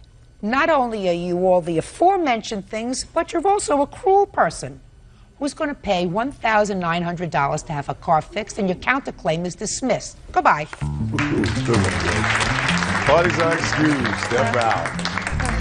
He has strung me along for over 3 years. I love my wife. She knows that. Telling me how much he loved me, even calling my kids and telling them that he loved me. She's trying to break me and my wife up so she can have another shot at me. I'm done with him. I'm done with her. I'm done with them all. And now the next case. All parties in the matter of Hollis versus Kirkland. Step forward, please. Inventory control clerk Lori Hollis is suing her former live-in boyfriend, salesman Alex Kirkland, for unpaid rent and bills. Alex says this is revenge for their breakup. Ms. Hollis, according to your complaint, a couple of years ago, the defendant lived with you. I assume you were in some sort of a relationship when he came to live with you. You say that he owes you money for rent and other bills. Mr. Kirkland says he doesn't owe you a thing, that you never had an agreement with regard to rent, and when he was working, he gave you money. Is that right, sir? That's correct. Okay. When did you move in together, or he moved in with you? June 10th, 2001. And how long did you know him before he moved in with you? From October 1999 for a little over a year and a half. Why did he move in with you? He had gotten into a situation where he needed a place to live. And I don't know what that means. He had broken up with his girlfriend at the time, and he needed a place to live. He was moving out of his place. And so I offered to let him stay with me. So he wasn't your boyfriend at the time? No. He was just a friend? Yes. Okay. Go ahead. And, you know, and we had an agreement that he was supposed to pay me $450 a month, plus, you know, half of the living expenses, utilities.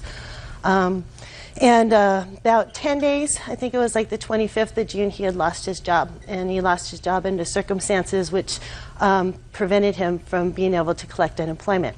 I was a friend of his, and I had faith that he would get a job soon and, you know, and be able to adhere to our agreement. But he stayed unemployed all the way through March 2002. That's your problem. That's your problem.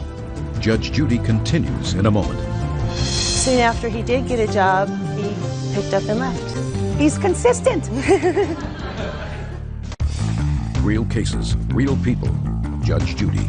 Lori Hollis says ex-boyfriend Alex Kirkland owes for rent and bills. Alex says Lori is a vengeful woman. Let me tell you what you just told me. You just told me that he broke up with his girlfriend and he had to move out of her apartment. Right? I assume it was her apartment, because she wasn't leaving. He was being forced out. Is that right? That's why he came to live with you. Well, I don't know the circumstances of their relationship. So well, certainly he needed the place to live. Is that right? Yes. Okay. Then, as soon as he got to your house, he lost his job. And when you say he lost a job under circumstances under which he could not collect unemployment, which means he didn't leave voluntarily. He left because he got caught doing something wrong. Well, if you get caught doing something wrong, then maybe you can't collect unemployment, because if you get fired, and if you've had a work history, then you can collect unemployment. So now you have faith in him that he's going to get a job, but he doesn't get a job. So you can, if he's just your friend, you say to him, toodaloo. Well, but you decided not to. So why are you here a year and a half later looking for rent? Well, all the time that he was staying with me, well, in September of 2001, he decided, he instigated a conversation with me to take our relationship further, because we had been friends for a real long time. We cared about each other, and I loved him. So that's why you let him stay. I let him stay. That's why you let him stay. And he continually told me that, don't worry, you'll get a job and he'll pay me what he owes me, and so on. But soon after he did get a job, he picked up and left. And he's consistent. He's consistent. So what are you complaining about? Well, the fact that you cared for him. He evidently was not committed. I do have a signed rental agreement by him, though. Let me see it. When did you have him sign a rental agreement? Well, I tried to get him to sign it soon after he had moved in. He kind of avoided it for a little while, and he ended up signing it because it was the truth, and that he was going to use it as so in a child support hearing to prevent his child support from being raised. Were you involved in the child support dispute, sir? Yes. Is that why you signed this agreement? That is why I signed that agreement. So, according to this, you owe her for a year's rent. According to that. Judge Judy continues in a moment. And? I didn't really remember signing that agreement. And once she brings it, now that she brings it up, the reason that I signed it was to take into court to show that I was living at a place and everything was on the up and up, and for them not to raise the child support, which they did anyway. It had really nothing to do with rent. She agreed to help me knowing the situation that I was in. I did pay her. I signed my complete checks over to her once I started working, and I didn't move out right after I got a job. When you say you signed your complete checks over to her, how often did he do that? How many times did he sign his complete checks over to you? He did the first check he got in April. He did, because we were kind of in the rears at rent at the time. So how much was that? I don't know how much. How much was that? Do you remember? I believe it was around $500 from what I had left from the child support. Mm-hmm. And he moved out in July 15th. Okay. Mr. Kirkland, what you're suggesting is that you took this piece of paper. You were sworn to tell the truth. That's correct. And the judge asked you what your expenses were? Yes, he did. I told him that I wasn't working, and those are expenses that were against me. You gave this to the judge when you were under oath and said, these are my expenses. Yes. My rent is $450 a month. That's correct. I need this for transportation. I need this for clothing. Is that right? That's correct. So now you're coming into this court, and you're telling me in this court that this was merely meant to fool the judge in the child support proceeding. That's not correct. Of course that's correct. That you furnished this document to the judge in the child support hearing in the hopes that they would not raise your child support, but that this agreement was false. You were not supposed to pay $450 a month rent. So you furnished this to the judge in that hearing in order to fool that judge. Your fair statement? I guess that would be a fair statement. Got a judgment for the plaintiff in the amount of $5,000. That's all. Parties are excused. You may step out. Judge Judy continues in a moment. He said that he was going to pay me $200 a month. It had just gotten sour because it just wasn't working out between us. When I tried to get it, I would get emails saying that he can't pay me right now and stuff. All this came up after we stopped seeing each other, and things started to get a little bitter. I just got to a point where, I believe that he just didn't intend to pay me at all. It wasn't anything bad that she did. It just wasn't right for us. Some of the emails that he sent me weren't all that nice. A lot of it was revenge. To leave him alone and that he'll pay me when he pretty much wins the lottery. Angela Landy is suing her former employee, Alishani Wyatt, for stealing clients and breaching their employment agreement. Court come to order. All rise. Have a seat, please. Hello, Judge. Case 2112, Landy versus Wyatt. Thank you. Welcome. Miss Wyatt, when did you become an esthetician? I was licensed as an esthetician in March of 2021. Okay. Miss Landy, this is what your case is about. You hired Miss Wyatt for your business. You have a spa business. Is that what it is? Yes, I do, Your Honor. How long have you had the business? I've been in operations as an S Corp since 2016. I worked for myself as a sole proprietor since 2009. How many employees did you have in 2020 and 21? In 2020, it was during the pandemic. We were shut down most of the time. In 2021, there was up to 5 employees, not including myself, Your Honor. It was 6 of us total. Does that include Miss Wyatt? It does, Your Honor. When did she start working for you? She started working for me in February of 2021 as a receptionist. I hired her as a receptionist. Okay. Not an esthetician? No, Your Honor. Okay. Were you going to school at the time? I was not hired in February. I didn't get my license until March of 2021. What the plaintiff says is you were hired in February. She probably has documents to work as a receptionist. I was not hired. I didn't even have my license then. Did you have any proof that you started in February? Your Honor, I have proof that she... Was she on your payroll? She was on my payroll. Okay, so that's what we have document of in that is that she started brand new as a receptionist. Maybe it was in March of 21. Okay. I have my first paycheck stub. I'd like to see it. Okay.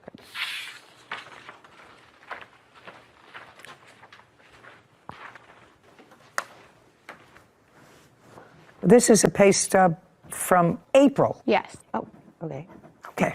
This is your claim. Your claim is that when Miss Wyatt came to work for you, subsequently as an esthetician, which she was, because she counted her among your 6 employees in 2021, that she had signed a contract which provided for certain restrictions should she leave. You don't have that contract. I cannot find it. It was supposed to be. You don't have that contract. Nope. Miss Wyatt, when you went to work for the plaintiff, do you recall signing a document? I do recall signing documents stating like what my job title was and like the documents that would go towards what we went over and things like that for training purposes. Okay.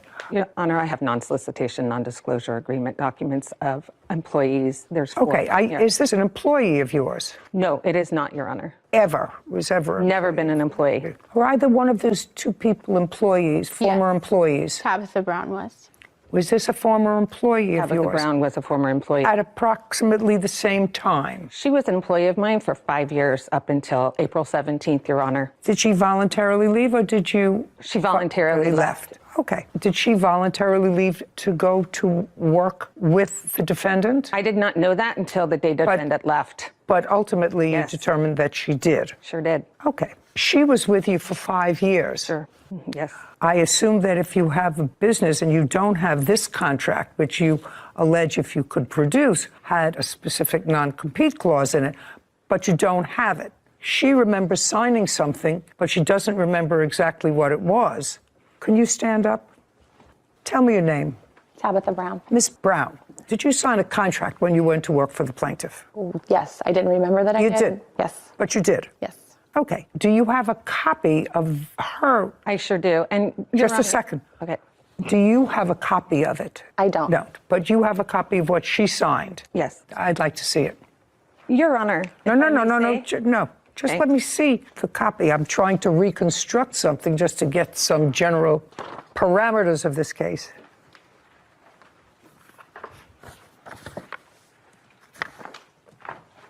Tabitha Brown, March 22nd, 2022. Yes. Different. Oh. That is not the non-solicitation, non-disclosure agreement. That's a different agreement. Those are contracts she has signed.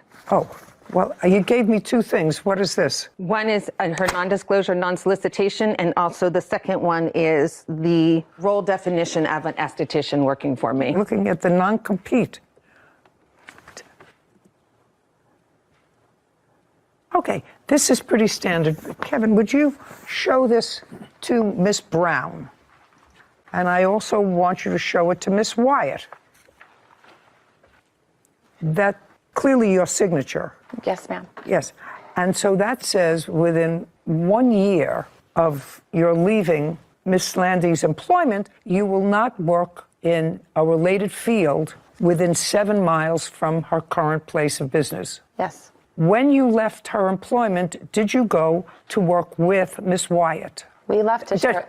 Yes. The answer is either yes or no. So you did. You went to work with Miss Wyatt. And when you went with Miss Wyatt, that was sometime in 2022. Yes, ma'am. What month? May of 2022. Your Honor, that's incorrect. Shh. I'm not needing your help. Okay.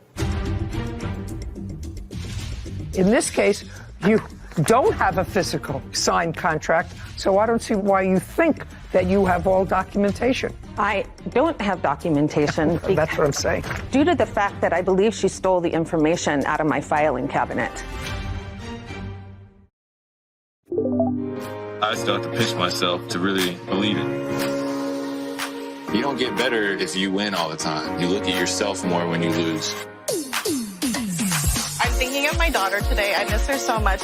This is making me want to be more adventurous for her, definitely. Yeah. If by the last episode True Love is not achieved, Drama World will cease to exist. What? It's up to us to stop it.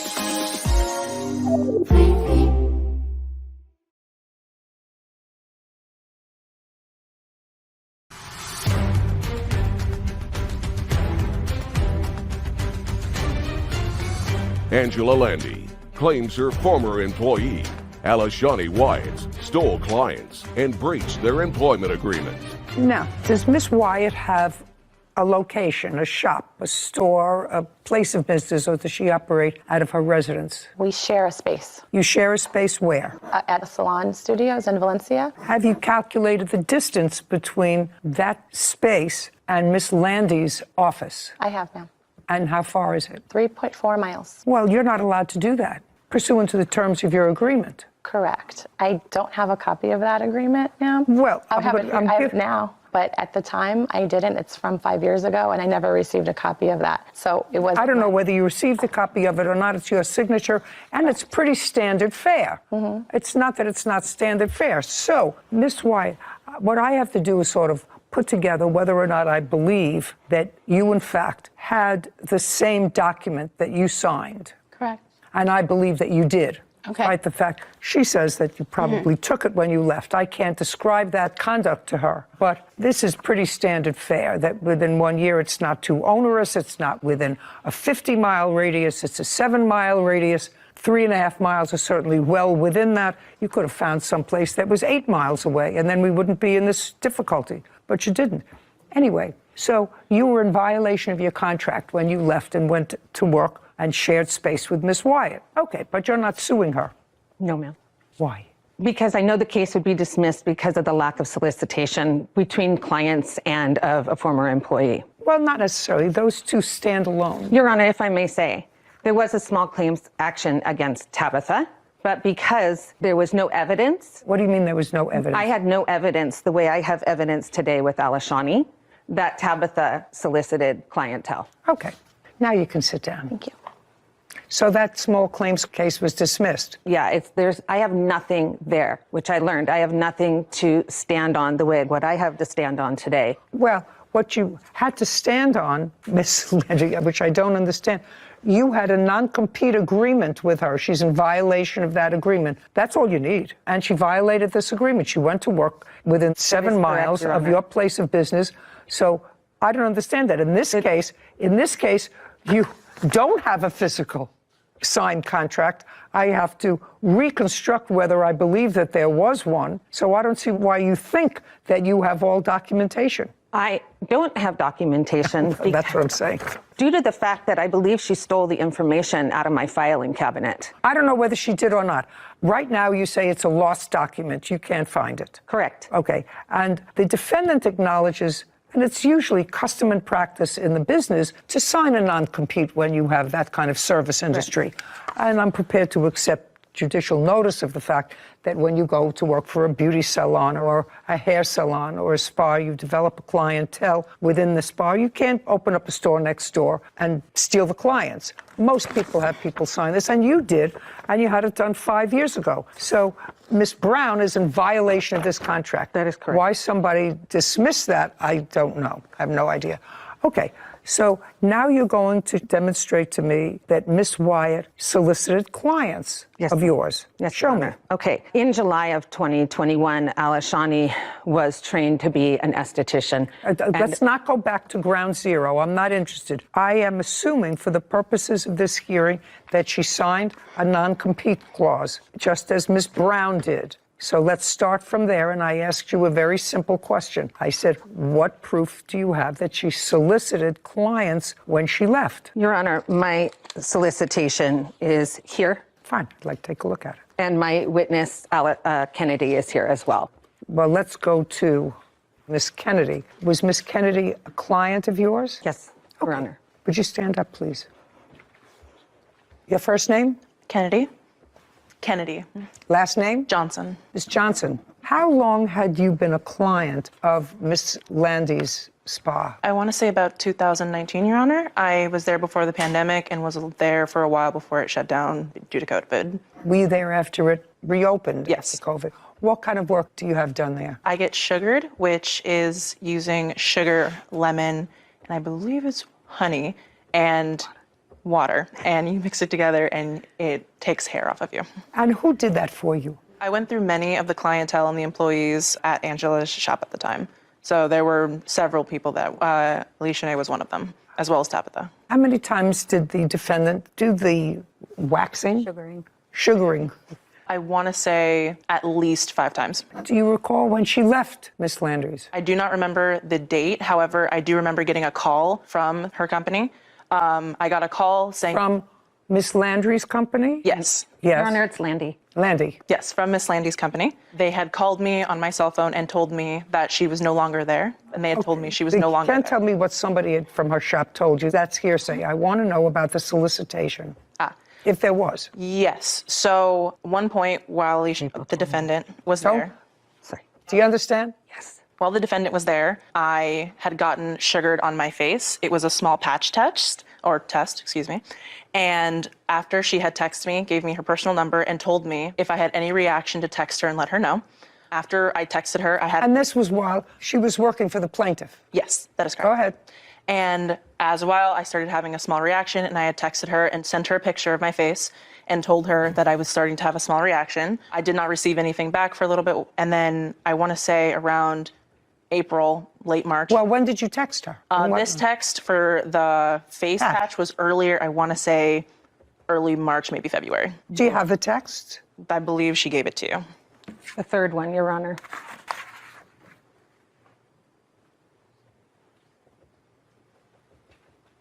What date did Miss Wyatt leave your employ? April 22nd is when I got her immediate resignation. April 22nd, 2022. And is this what you're referring to? Hey, Kennedy, I forgot to tell you, if you wanted to book with me again, I could put you in my books. I'll be in Valencia. That's correct. And is Valencia where your shop is? 3.2 miles away, Your Honor. No. Answer my question. I have a question. Is Valencia where your shop is? No. That's my question. Why don't you just answer my question? Okay. Tell me what she told your attorney. Do you understand? Even if I have an affidavit? Is your attorney in the military? No, I just have a notarized affidavit. From whom? My attorney. Her? No, I don't take affidavits from attorneys. It's ridiculous. Business owner Angela Landy has accused her former employee, Alashani Wyatt, of taking her clients and breaking their agreement. So Valencia is not where your shop is. Valencia is where your place of business is. Yes, Your Honor. Okay. So you left on the 22nd, is that correct? That's correct. On the 20th, 2 days before, you tell Miss Kennedy, because I assumed that this was a planned move of yours, that she could reach you again at your new place of business in Valencia. Yes, Your Honor. Okay, well, you're not allowed to do that. During the services, it's a very intimate service, so you start to gain a relationship with these clients. And through that time, I felt like I had gained a relationship. It wasn't just a client with Kennedy. So You met her? Yes. Through the plaintiff? Yes, Your Honor. You started to work on her through the plaintiff? Yes, Your Honor. She had other people work on her other than you? Yes. She may have liked you, better than the other people. That doesn't diminish the fact that you knew that you weren't supposed to solicit clients. You knew that. I believe that you knew that. Yes. Because that's standard fare. So your excuse is you thought you developed a personal relationship with her. Correct, Your Honor. How many other people did you develop a personal relationship with? Majority of the clients that I had who were returning clients of mine, I felt like I had built personal relationships with. If you're patching around with somebody's face or scrubbing their body or giving them a scrub to get hair off on every part of the body, then you develop an intimate relationship with somebody. Now, your first name is Kennedy? Yes. Kennedy, did you ever go out to dinner with Miss Wyatt? No, I did not. She ever invite you to her house? No, she did not. Was the only time you ever saw Miss Wyatt while you were having a service? That is correct. You see, that's not an intimate relationship. That's just stealing clients, Miss Wyatt. Okay. So my question to you is, you're seeking damages, okay? Did you seek injunctive relief? No, Your Honor. Why not? I didn't know about injunctive relief. In addition, because of the staff leaving, because of solicitation, admitted solicitation by Alishani to my attorney, and I have a sworn affidavit for that. Because of that, I ordered them a cease and desist, and they ignored the cease and desist. Alishani told my attorney that she did not No, you can't tell, hearsay. you can't tell me what she told your attorney. Do you understand? Even if I have an affidavit? Is your attorney in the military? No, I just have a notarized affidavit. From whom? My From attorney. Her? No, I don't take affidavits from attorneys. It's ridiculous. Are you still in operation, Miss Wyatt? Yes, Your Honor. How many people work for, with, or to you? It's just me. I have my own personal LLC, and she has her own personal LLC, so none of our money is combined. Miss Wyatt, how many of your former clients from Miss Landy's business followed you? I would say a good portion. I don't have an exact number. Yes. Here you go. Now, just tell me. I would say at least. No. No, I'm sorry. I don't want you to say I would say at least. I assume you have names, people. I have names and people. Here. How many of your clients 20. went to Miss Wyatt? 20. Not was solicited. Follow me very carefully. Not solicited by her, but actually left your business to go with her. Actually left my business to go with her. 20. Yes, Your Honor. I'd like to see. Does that sound right, Miss Wyatt? Yes, Your Honor. Then I don't have to see. She says that that's about right. Your Honor, I would also like to add that after I left, she did send out a mass text allowing all of the clients who had ever seen me to be aware that I was no longer there. So that also allowed more clients to reach out to me in different aspects. No, my dear, you made the mistake. Okay. You made the mistake by opening up an office within a 7-mile radius, which you can't do. Okay. You solicited her clients. I thought maybe just 1 or 2, but 20, that's a lot of clients. 20 recurring clients is a lot of clients.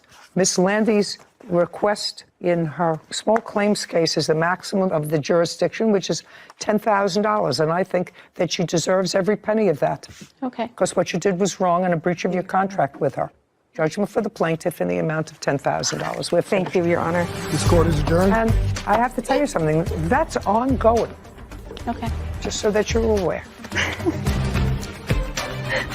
I felt like the work environment was very unstable. I have so many people to testify, including employees, that it's not a hostile work environment. And I was constantly anxious there. I was doing so much to improve the quality of the business by changing policies and procedures. I had to do what was best for me and my family. I'm a single mom, so hiring a business coach, working with an HR team. Let the better business win, I guess. The better business has won. I was a little bit confused. Maybe you can shed some light on it for me. Why the plaintiff wouldn't sue for injunctive relief, because injunctive relief is suing not so much for damages, but to get someone to stop doing something. So in this case, it seemed to me that the proper ask, per se, would be injunctive relief to stop the defendant from operating her business in violation of her contract. But she didn't do that. She sued for damages instead. And I just think that this same problem could keep happening, that I think it's a good lesson for people to educate themselves or hire a lawyer to find the proper relief. Because what's to say that this is going to stop today? I'm sure she'll keep seeing the 20 clients. Well, she's going to keep seeing the 20 clients. Mm-hmm. This judgment today was more compensatory than punitive, Because if she had taken one client with her, well, she's in violation of the contract, and some token violation would have been appropriate. But she took 20 clients with her. I got the feeling from you that you weren't exactly in line with the $10,000 number until you heard Until about I heard 20 the 20. clients. I mean, that's really whole business, some really. sort of chutzpah to knowing, and I believe she absolutely knew, she was a smart cookie, knowing that you had a non-compete because her friend, who she also took with her, had the same documents signed in 2017. So, and she's clearly a businesswoman, so that would be a consistent practice of hers. I don't know who took the contract out of the file cabinet. It's for another day. I reconstructed it. I actually don't know why she wouldn't sue for injunctive relief as well as punitive damages. It would have been an option for her. Yeah. Carrie Cargill is suing Joseph Simonet for car damage after Joseph's 15-year-old son hit Carrie's vehicle. Court come to order. All rise. Have a seat, please. Hello, Judge. Good morning. Case 2138, Cargill versus Simonet. Thank you. You're welcome. Ms. Cargill, you and the defendant's son had an accident while you were driving your car, and Mr. Simonet's son was driving his electric scooter. It was like a skateboard, a one-wheel skateboard. Tell me your name. Jacob Simonet. Describe this vehicle that you were riding on. It's got 2 spaces for your feet. Has one in the back, one in the front. Now try to look at me. I'm trying to see you. Trying There's to one in the go back, like this. one in the front, and then there's a big wheel in the center. And you put your feet on either side, and then it balances, and you ride it kind of like a skateboard. Oh, I actually had a have feeling you picture might of need it. myself riding on one of those for about 30 seconds. Yeah. We bought it for one of my grandchildren years ago, but it's motorized. Yes. It has a motor. It's electric. And how fast does it go? Tops out at about 17 miles an hour. 17. Yes. That's pretty fast. Are you required to drive that on the street where pedestrians walk or where cars ride? On the sidewalk with pedestrians. Sidewalk. Yes. Do you drive it on the sidewalk? Yes, I do. Do you ever drive it in the street? I do not. Now you're going to tell me what happened on the date of this incident, which was August 17th. This year, yes. Okay. Yes, I was going south after work, and I was going to crossing through the intersection. I had the green light. Is there a chart? Yes. Yes. I'd like to see it. Yeah, I was crossing the intersection. You're the blue car. I'm the blue car. And I had the green, it was going, and Jacob had cut through on the red into the green and slammed into the side of my car. He had cut through the intersection. So he was in the street where the cars travel? Yes. Not on the sidewalk? Right. He was not in the walkway. Okay. Jacob, I want you to walk up to that sign and show me where you were when you and the plaintiff collided. I was about right here. You were in a crosswalk? Yeah, I was in the crosswalk coming through about Okay, right. is that what, Jacob, is that what the police report is going to indicate? That you were in the crosswalk? I don't know. Well, I assume that there is a police report. Is that correct? Police report's going to tell me where the debris was, I assume. The debris is either going to be in a crosswalk or it's going to be in the street. Where do you think it's going to be? Some of it was in the street. Show me the street that you're talking about. About like right No, here. put your finger on it. Don't go around where it's About right here. right there. That would be in the middle, right? That would be in the middle of the street where the cars travel, not in the crosswalk. Yeah. Yes. It's easy. Sure. How old is he? 15. 15. I've had a whole bunch of those who are 15. You know when they're telling a fib? How? When their mouths are moving. He's a pretty good kid. All of my kids are pretty good kids. But you can always Figure tell. it out, huh? Yeah, you can usually tell. Is this your first only? Both, first and only. First and only. Oh, well, she probably had some experience with that anyway. A little bit. A little bit. Okay, and this happened at what time during the day? I believe it was about 4, a little after 4, 4:30. So it was light out. Yes. You collided with her car on the driver's side. Yes, Your Honor. Okay, on the door of the driver's side. The fender. Fender. Yes. Side fender? Yes, side fender. Okay. Not the front of the car. The front fender of the car. Front fender of the car on the side. I'm talking about it was the side or the front? The side. Side. So you collided with her. Yes. Because cars don't move sideways. Yes. He could have been quite seriously injured. Yes, he could. He hit the side of the car and he flew up onto the hood and then kind of rolled across the hood, hit my windshield, and then fell onto the ground. And when I stopped, he jumped up, appeared at my window, and apologized, and then asked me if I was okay. What did he say? Just said he was sorry. And then he asked me if I was okay. And then I asked him if he was okay. And then he asked me if I was okay. And it went back. So far, is that right? Bit. Yes. Okay. And which I was very impressed by, that he was more worried about me than anything else. I moved my car out of the road, onto the side of the road. There was an EMT that was across the street from us, and he came over and assessed him if there was any more damage. He got some road rash and things like that, but he was not seriously hurt, at least that we noticed at the time. Do you have the police report? I do. I'd like to see it, please, Kevin.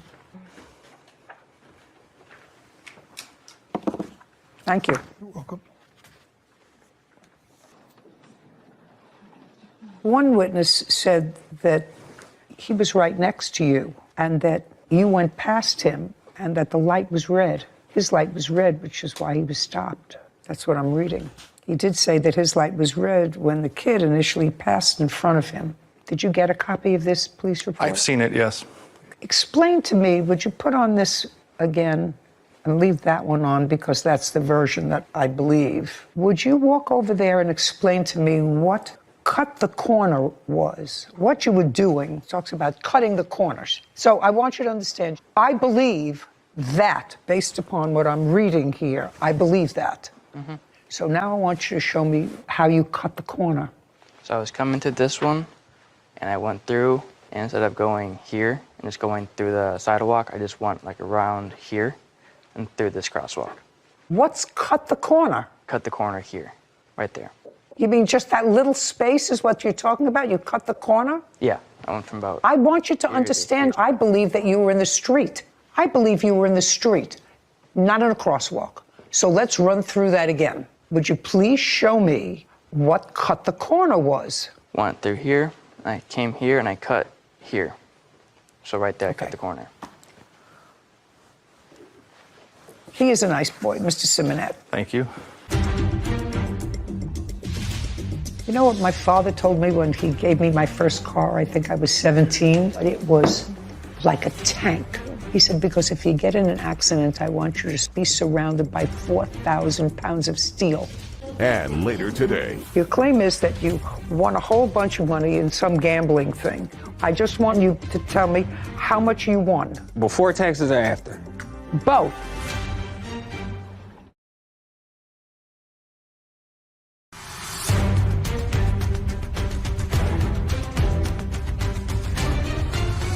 Carrie Cargill claims Joseph Simonet owes for damage after his 15-year-old son hit Carrie's car while riding an electric skateboard.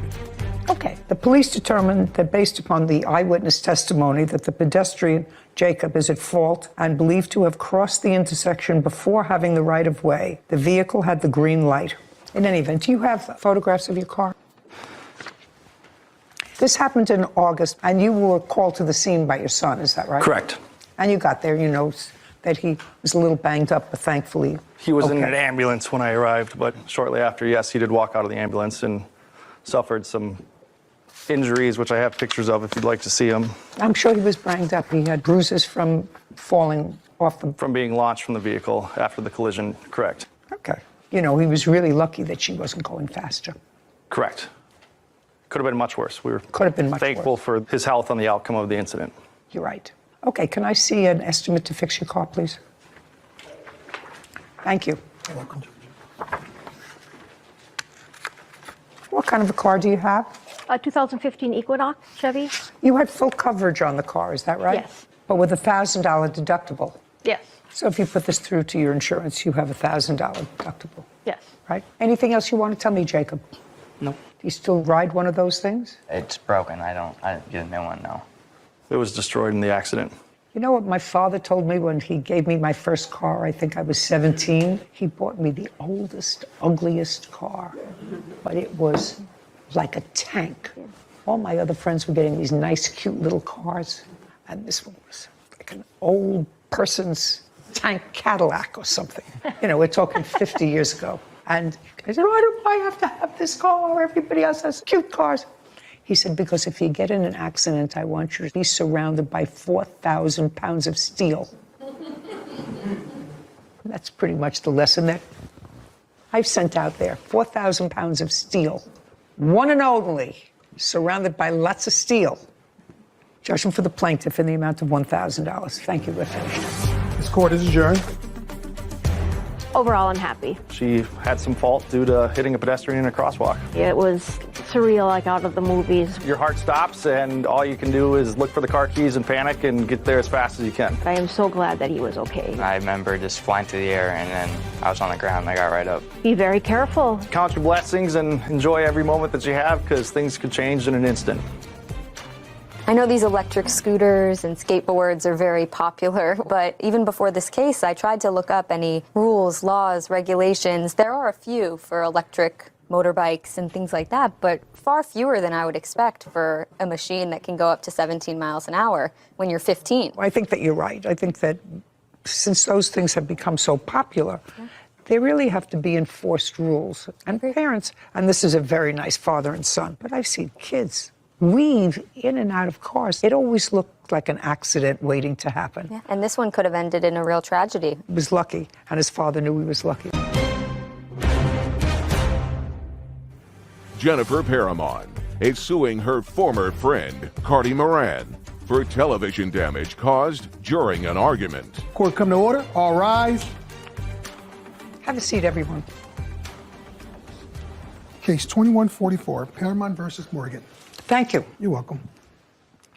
Ms. Paramount, you and the defendant had been friends. Yes. And according to what I read, there was a falling out, which you will tell me about briefly. Subsequently, and without too much time having passed, you decided to conduct an intervention, a drug intervention, with the defendant. Yes. And it is your claim that during that drug intervention, she damaged your television set, and you want her to pay for a new TV. That's what your case is about. The defendant has a cross complaint. She says she's missing some sort of a speaker. I don't know what that is. And for the emotional distress that she suffered as a result of this intervention. So I have a couple of questions, just preliminarily. How long have you known each other? Over 20 years. Friends? Yes, best friends. Former best friends. Former best friends. But there came a time, according to your complaint, that there was a falling out. And when was that? That was in May of this year. And what was the falling out about? It was about our mutual friend and... This gentleman? Yes. What about your mutual friend? He was in the hospital, and we were all taking care of him. And she felt adamant to tell me that I need to do certain things for him. And I was letting her know that if he needs to tell me he needs my help, he can tell me. Okay, there were several people looking after him while he was in the hospital, taking turns, is that right? Yes. And she was telling you things that you should be doing for him, and you said to her, if he wants me to do something, let him tell me, you don't direct me. Correct. Okay, tell me the next thing that happened that brings us to court today. Well, after that in May, I blocked her. We didn't speak. Did you go to visit him? Oh, yes. Oh, yes. And did you? Yes. So you both did. Okay, so you blocked her in May. Then what's the next thing that happened? Now we're in September, and this was... And between May and September, you haven't seen her? Haven't seen her. Okay. And now it's September. It's Labor Day weekend, and our friend Brandon wanted to mend our friendship back together. And it kind of did, because we've been friends for so long. We talked and kind of mended. Okay. Okay, so I unblocked her. And then on that Sunday, September 4th, she calls me at 7 o'clock in the morning, and I guess she still felt uneasy about, you know, us not talking for so long, that she demanded an apology from me. She called you early in the morning demanding an apology for what? For basically just, I was in the wrong of not listening to her about our friend. Okay, and then what happened? So I refused to give her an apology. I said, we can move past it, but I'm not apologizing, which she got upset again and hung up the phone on me. And after that, she basically called a family member of mine. Not basically. Sorry. You say that she placed a call to a family member. Yes. Okay, and you can't tell me what that family member told you because that's hearsay. You Correct. understand that? Okay, so she called a family member, and that was on September 4th. Yes. Okay, the family member called you. The family member actually... Did what? Actually lives with me. So they didn't call me. Okay, well, you can tell me the relationship. It's just family. Okay, family member who lives with you, and? So she was calling that family member, asking for... You can't tell me what any of that was about. I'm sorry. So after the conversation with the family member told me what she said. I know, I'm not saying the conversation. Absolutely right. So I told Brandon what she said, and we thought at the time, let's have an intervention. Okay, now, so without giving any credibility to any out-of-court statements, I assume by the word intervention, you had a suspicion that the defendant was using drugs or alcohol. Yes. Before that, before September 4th, did you have any knowledge of ongoing substance abuse with your best friend? Yes. Since when? For a very long time. Okay. Did you ever discuss the drug use with her? Yes. Well, you can tell me what those discussions were like. What kind of drugs were you afraid she was using? I prefer not to say. Well, you can't not say. That's what this is all about. You wanted to have an intervention. You didn't want to have an intervention because she was having caramel-covered popcorn. There was a controlled substance, I assume, that you were afraid she was using. Yes. Which was what? Cocaine. Have you ever seen her using cocaine? Yes. Did you ever use cocaine with her? Yes. Between May and September, had you ever used cocaine with her? No. So it was before that? Yes. His name is Brandon? Yes. Had Brandon ever used cocaine with the two of you? No. Did you ever see Brandon use cocaine? No. Okay. So you, who had used cocaine with her, decided to have an intervention with Brandon? Yes. What do you do for a living? I'm an inbound call agent. I sell tickets. Okay. And what does Brandon do? He's disabled. And who was going to be at this intervention? It was myself, Brandon, and another mutual friend. Mutual friend. Now, this mutual friend, whose name I will not have you state, have you ever seen that mutual friend use any sort of controlled substance? Answer the question. Yes. Yes. So now you have two people who've used controlled substance, one who has not, to your knowledge, doing an intervention. Correct. Okay, and do you know what an intervention is? Yes. What is it? It's basically a meeting of the minds of having a discussion with one person about an issue that... And who's there? Who's there? Yeah. Oh, I would say trusted people that I would feel that they were... Sarah, I want you to look up the word intervention and read me the very, very simplistic definition of an intervention. From the Mayo Clinic, an intervention is a carefully planned process that may be done by family and friends in consultation with a doctor or professional, such as a licensed alcohol and drug counselor, or directed by an intervention professional called an interventionalist. Okay, so what you don't have is something, I assume, this conversation occurred on September 4th. Correct. Was it on that same day that you decided to have an intervention? Yes. Okay. So let's start with the word well-planned, not as a result of a conversation that you have with somebody. And it's a well-planned event done in conjunction with very often relatives or close family who have a concern that something is out of control, some abusive behavior that's related to either alcohol or other controlled substances, in conjunction with a licensed professional where everything is synchronized, but managed by a professional. Do you understand? Yes, this was a bad plan. There was no plan. It was a plan made because you were annoyed. Usually people who are involved in thinking about an intervention have nothing but love in their heart for the person who needs that intervention, but they have a plan. You didn't have a plan. Yes, you kidnapped her into your house.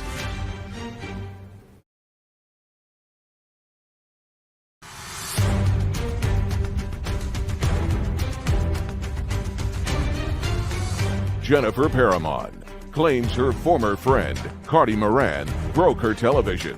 Cardi is countersuing for emotional distress.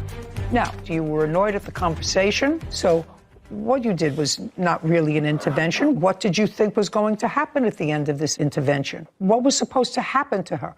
According to what I read, you called her, or someone called her, probably your family member called her with regard to these drugs that she wanted to purchase. Is that what happened? Yes. And said, I have them come to the house. Yes. Okay, so that's not a giant leap. You have to put that together. So she calls your family member for some cocaine. You arrange for an intervention. Your family member calls her at your request and says, come to the house. So that's what happened. Yes. Okay, but she was lured to your apartment. Yes. Yes, I was. Yes. By whom? By us. By her. What do you mean by us? They all myself. Shut up.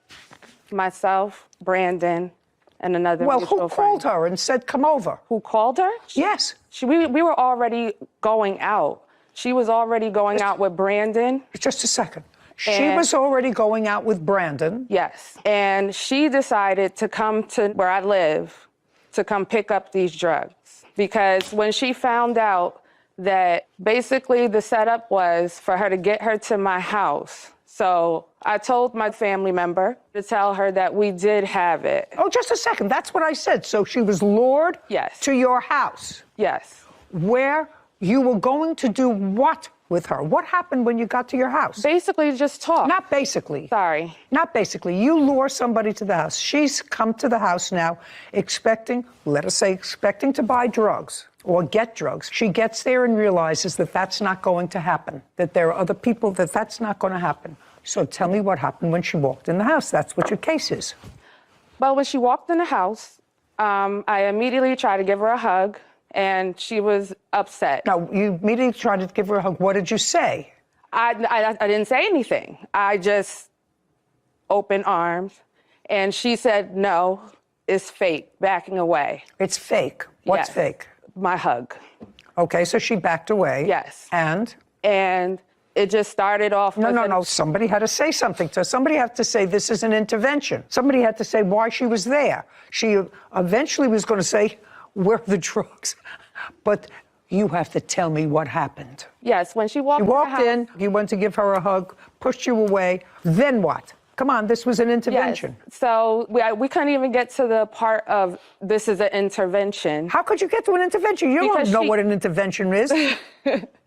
Well, we couldn't get to a part of let's talk. She immediately said she was being set up. This is a setup with arguments back and forth. Well, what were the arguments back and forth? The back and forth arguments. She said, I'm being set up. Somebody said to her, this is an intervention.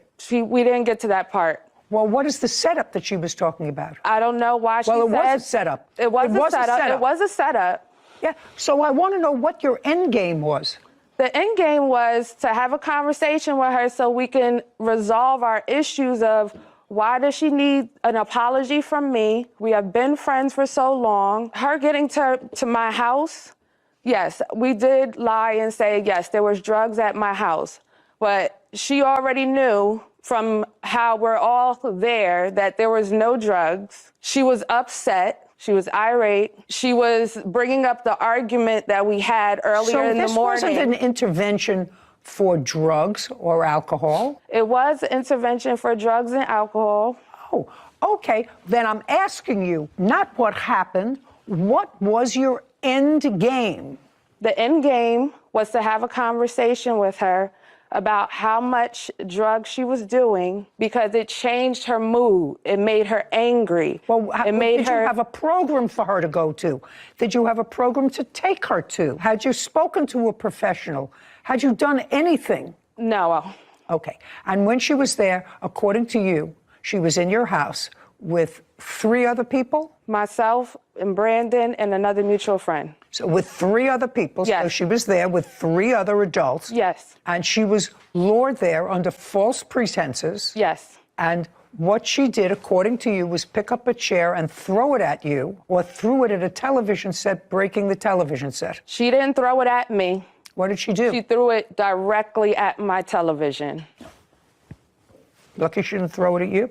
I wish she would have. That's That's exactly what she said. Just a second. You're lucky. You can't do what you did. That's almost like kidnapping. If you're having a serious intervention, you have to sit down, have a working plan. What happened? Have the right in your heart. Have the right messaging. Your messaging was all wrong. Usually people who are involved in thinking about an intervention have nothing but love in their heart for the person who needs that intervention, and they seek professional help in order to get that person professional help. But they have a plan. You didn't have a plan. Yes, you kidnapped her into your house. It was you bad. Can't do that. It was bad. It was very bad. Yeah. So you fix your own television set. Your case is dismissed. But Your Honor, I have it all on video. Did she break your TV? Yes. I'm going to look at the video. Your case is still going to be dismissed. I believe she broke your TV. Show me the video. I believe it. And I also have I believe that you're lucky that's all she did in order to get out of your apartment. Did she ultimately leave your apartment? Forcefully, Yes. I kicked her out. So forcefully, you tricked her into coming in, and then you kicked her out? Yes, after breaking my property. Okay. Why would you like I squirt the dog? I cannot. I said that. Are you serious? I'm ready. Are you serious? Why am I being recorded? Just a second. I don't know why you're being recorded. In any event, as I said, your case is dismissed. Fix your own TV. You have a counterclaim. Yes. And your counterclaim, I don't know what this speaker is. What is a speaker? A speaker, you connect your phone to Bluetooth and you hear music on it. Okay, so what was it doing at her house? Shh. We were supposed to be hanging out. So I was supposed to be hanging out with Brandon and another mutual friend. I didn't know we were going to stay at Jennifer's house. Okay, I just want to know what, you brought the speaker? Yeah, a speaker. And you left it there? I didn't leave it there. My things were scattered. When she was kicking me out, my things were scattered, getting kicked into the hallway. When amateurs decide to do an intervention, any negative consequence that flows from that, you just have to accept. But that's reason for her to break my stuff? Absolutely. It would have been reason to her to break everything in your apartment to get out.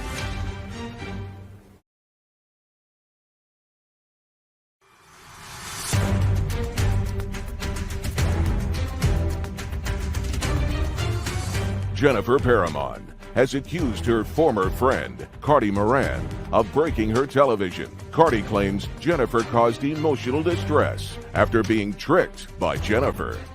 Okay.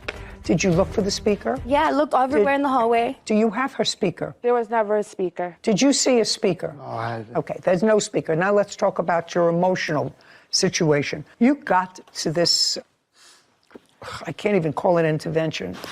Trap. Trap. That's a good word. There you go. That's a good word. Thank you. And tell me what happened when you got there. When I got there, I asked her family member to come downstairs. Okay. Miss Moran, you walk in the door. Yes. And there's no question that you were tricked and that this was a trap. Yes. That's what it was. I realized that maybe 1 minute. Okay. That's what it was. Got in there, and it was an uneasy feeling. You realized that it was a trick to get you there. It was a trap. I want you to tell me what happened when you got inside. Jennifer starts to walk up to me, like, with her arms open, real slow motion, like, Cardi, I'm sorry. You know, we should talk about this. We're friends. In that same tone. And I'm like, yo, really? You're being fake. I don't really want this. You know, I came here to get what I wanted, and let's go. But Brandon is getting all comfortable. He is disabled, so, you know, all right, fine. He's got to get comfortable. So we start arguing, me and Jennifer, we start arguing. About what? About the conversation that me and her had earlier. You know, she said that I should just get over what she said initially for me getting upset. Okay, so the initial conversation didn't have anything to do with drugs? We never talked about drugs. When I got to the house, I never had anything to do with them. I was talking to the family member, what I came to get. Then once me and her start arguing, I tell Brandon, like, all right, can we go now? Like, are we done here? Like, let's leave. I want to go. So what happened? When you said to Brandon, let's go, I want to get out of here, what happened? She squirts me with a water gun. She tells me, I'm going to squirt you like I squirt the dogs. Brandon, stand up. Your last name is? Milman. I want you to describe this water gun. To be honest, Judge, I don't remember seeing a water gun. It's in the video. If you listen to the video, she says it. I'm going to squirt you Brandon, like I squirt before the I look dogs. at this again, you were there in the room. Yes. I'm going to give you one before I look at the video again. Whether you saw her squirt the water gun or not, did you see a water gun that day? No, I didn't. No, okay. So let's play this and let me hear what you're referring to.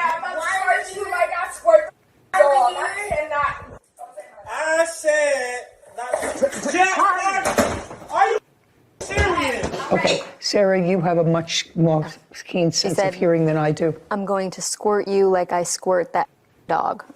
Okay. She's got younger ears than I do. What? I never squirted her with the Whether you did or not, are you telling me that that said Sarah it. heard? Okay, said so it. you did squirt. But I you didn't say squirt it. her. I'm going to squirt you like I squirt the dog. Okay, but that's not an intervention. We were arguing at that point. It was already past the That's because you lured her conversation, there. intervention. Because you did the wrong thing. Yeah, it was a horrible plan. It was horrible. Oh, yeah, they're absolutely right. And it caused a great deal of distress. I want to know how you got out of the apartment. I was kicked out. I was pushed out. My things were thrown into the hallway. At what point did that happen? Is that after? Literally 3 seconds after. After the TV was broken? Yes. You were pushed out the door? Yes. Well, that's some really good intervention. How long were you in the house? A total 6 minutes, maybe. Where did you go from there? I got picked up and went home. Got picked up by whom? 2 hours later by my sister-in-law. Don't make anything up. No. Who picked you up? My sister-in-law. Okay. And my daughter and her boyfriend. In that 2-hour period, Yes. you must have waited somewhere for them. Yes, I waited in her hallway. Okay, so you waited. When they came to pick you up, was there any further conversation with her or Brandon? They just picked you up? Well, between those 2 hours, there was conversations between my daughter and Brandon, my daughter and Jennifer. Everyone was talking. Well, where was your daughter? She was home. So it was on the phone that they were talking? Yes, and she was pleading with them to give me my stuff back so I could just leave. The cross complaint, or the countersuit, is seeking $1,800. It's seeking $1,800 not only for the emotional distress that was caused to the defendant, but also for a speaker. They don't have a speaker. How much was the speaker so that I can deduct that? It was $129. Okay, so we're really talking about $1,700. Okay, and that's the amount that you want for your emotional distress. Yes, Your Honor. For that 6 minutes. I don't blame you. I think it's worth at least that. I think that when amateurs decide for all the wrong reasons to do an intervention, any negative consequence that flows from that, you just have to accept. But that's reason for her to break my stuff? Absolutely. It would have been reason to her to break everything in your apartment to get out. Absolutely. You are holding her there. Yes, just a second. You brought her there under false pretenses. That's what you did. And you had somebody else there as well. And according to you, you wrote it was an intervention. But it wasn't an intervention. It was whether you wanted to. For a 20-year relationship, I made intervention may be a wrong well, word. It was but it was a very, very wrong word, and you don't trick somebody to come to your house with something else in mind, even if it's to buy drugs. So I'm awarding you $1,700 on the counterclaim for your emotional distress. Your claim for the broken TV is dismissed. We're done. This court is adjourned.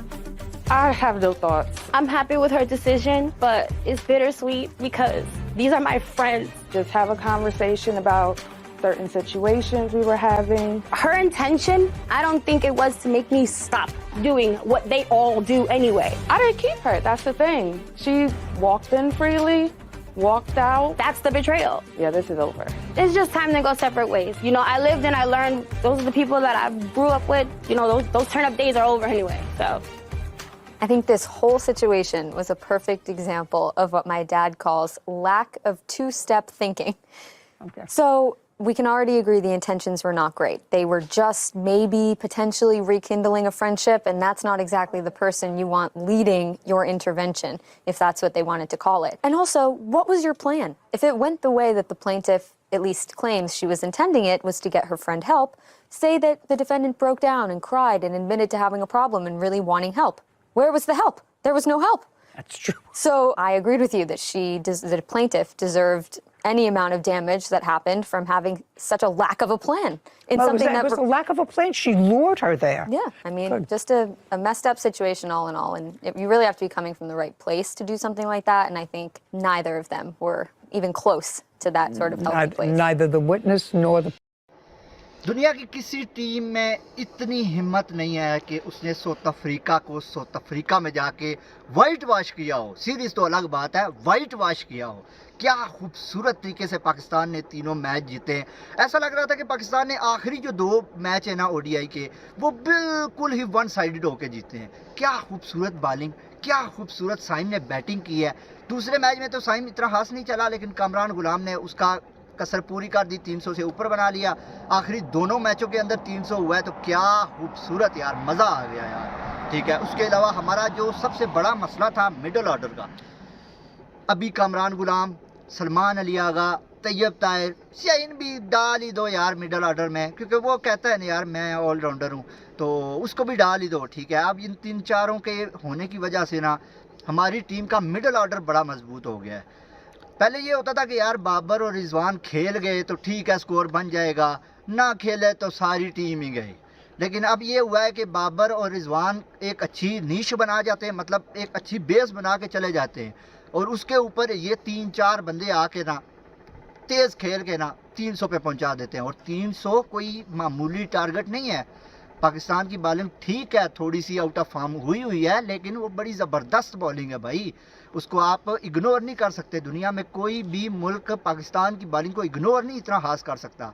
वो बेहतरीन bowler हैं, आहिस्ता आहिस्ता बनने की कोशिश कर रहे हैं। मुझे सबसे ज़्यादा जो खुशी हो रही है ना, वो हो रही है कि कामरान गुलाम और तैयब ताहिर ने जितनी फर्स्ट क्लास के अंदर अपनी परफॉर्मेंसेस दी हुई हैं ना, उसकी वजह से ना उनको टीम में आना, उनको टीम में जगह मिलना, वो लोग डिज़र्व करते थे यार। ठीक है, इरफान खान न्याजी मेरे ख्याल से बड़ा बेहतरीन बैटर है वो भी, लेकिन 4-5 मैच हो गए मेरे ख्याल में, ऑस्ट्रेलिया में उसको खिलाते रहे, अब इधर भी खिलाते रहे, लेकिन वो कोई ऐसी कोई क्या कहते होते हैं, बड़ा सा नाम वाली उसकी कोई सीरीज़ निकल के नहीं आई। तैयब ताहिर की बात करें तो उसने पिछले मैच में 50 बनाई थी जब वो खेला था T20 वाला, और अब वाले में भी वो अच्छा हंसा कर गया है। ठीक है, थोड़ा सा स्कोर, जब आप इस जगह पे आ जाते हो ना कि आखिरी 4-5 ओवर रह गए, तो आप मारने दारने वाली बात करते हो कि मारो मारो या मरो, किल और डाई, ये वाला सीन होता है उस टाइम। तो आप लोगों को जल्दी से जल्दी ना मैच में ज़्यादा से ज़्यादा रन्स इनपुट करने होते हैं, और यही काम तैयब ताहिर का, यही काम इरफान खान न्याजी का था, वो नहीं कर पाया भाई। मेरे ख्याल में इस टाइम ना पाकिस्तान की टीम चैम्पियन ट्रॉफी के लिए ना बेहतरीन टीम बन चुकी है। स्टार्ट में साइम, बाबर आजम, रिजवान बड़ा अच्छा ना स्टार्ट दे जाते हैं, और उसके बाद आके ये सलमान अली आगा, कामरान गुलाम, तैयब ताहिर, शाहीन शाह अफरीदी, नसीम शाह, ये ना बेहतरीन उसको एंड अप कर जाते हैं, बेहतरीन उसको एंड अप कर जाते हैं। ठीक है ना, तो ये बड़ा ज़बरदस्त है। उसके अलावा शाहीन की भी अब फॉर्म वापस आना शुरू हो गई है।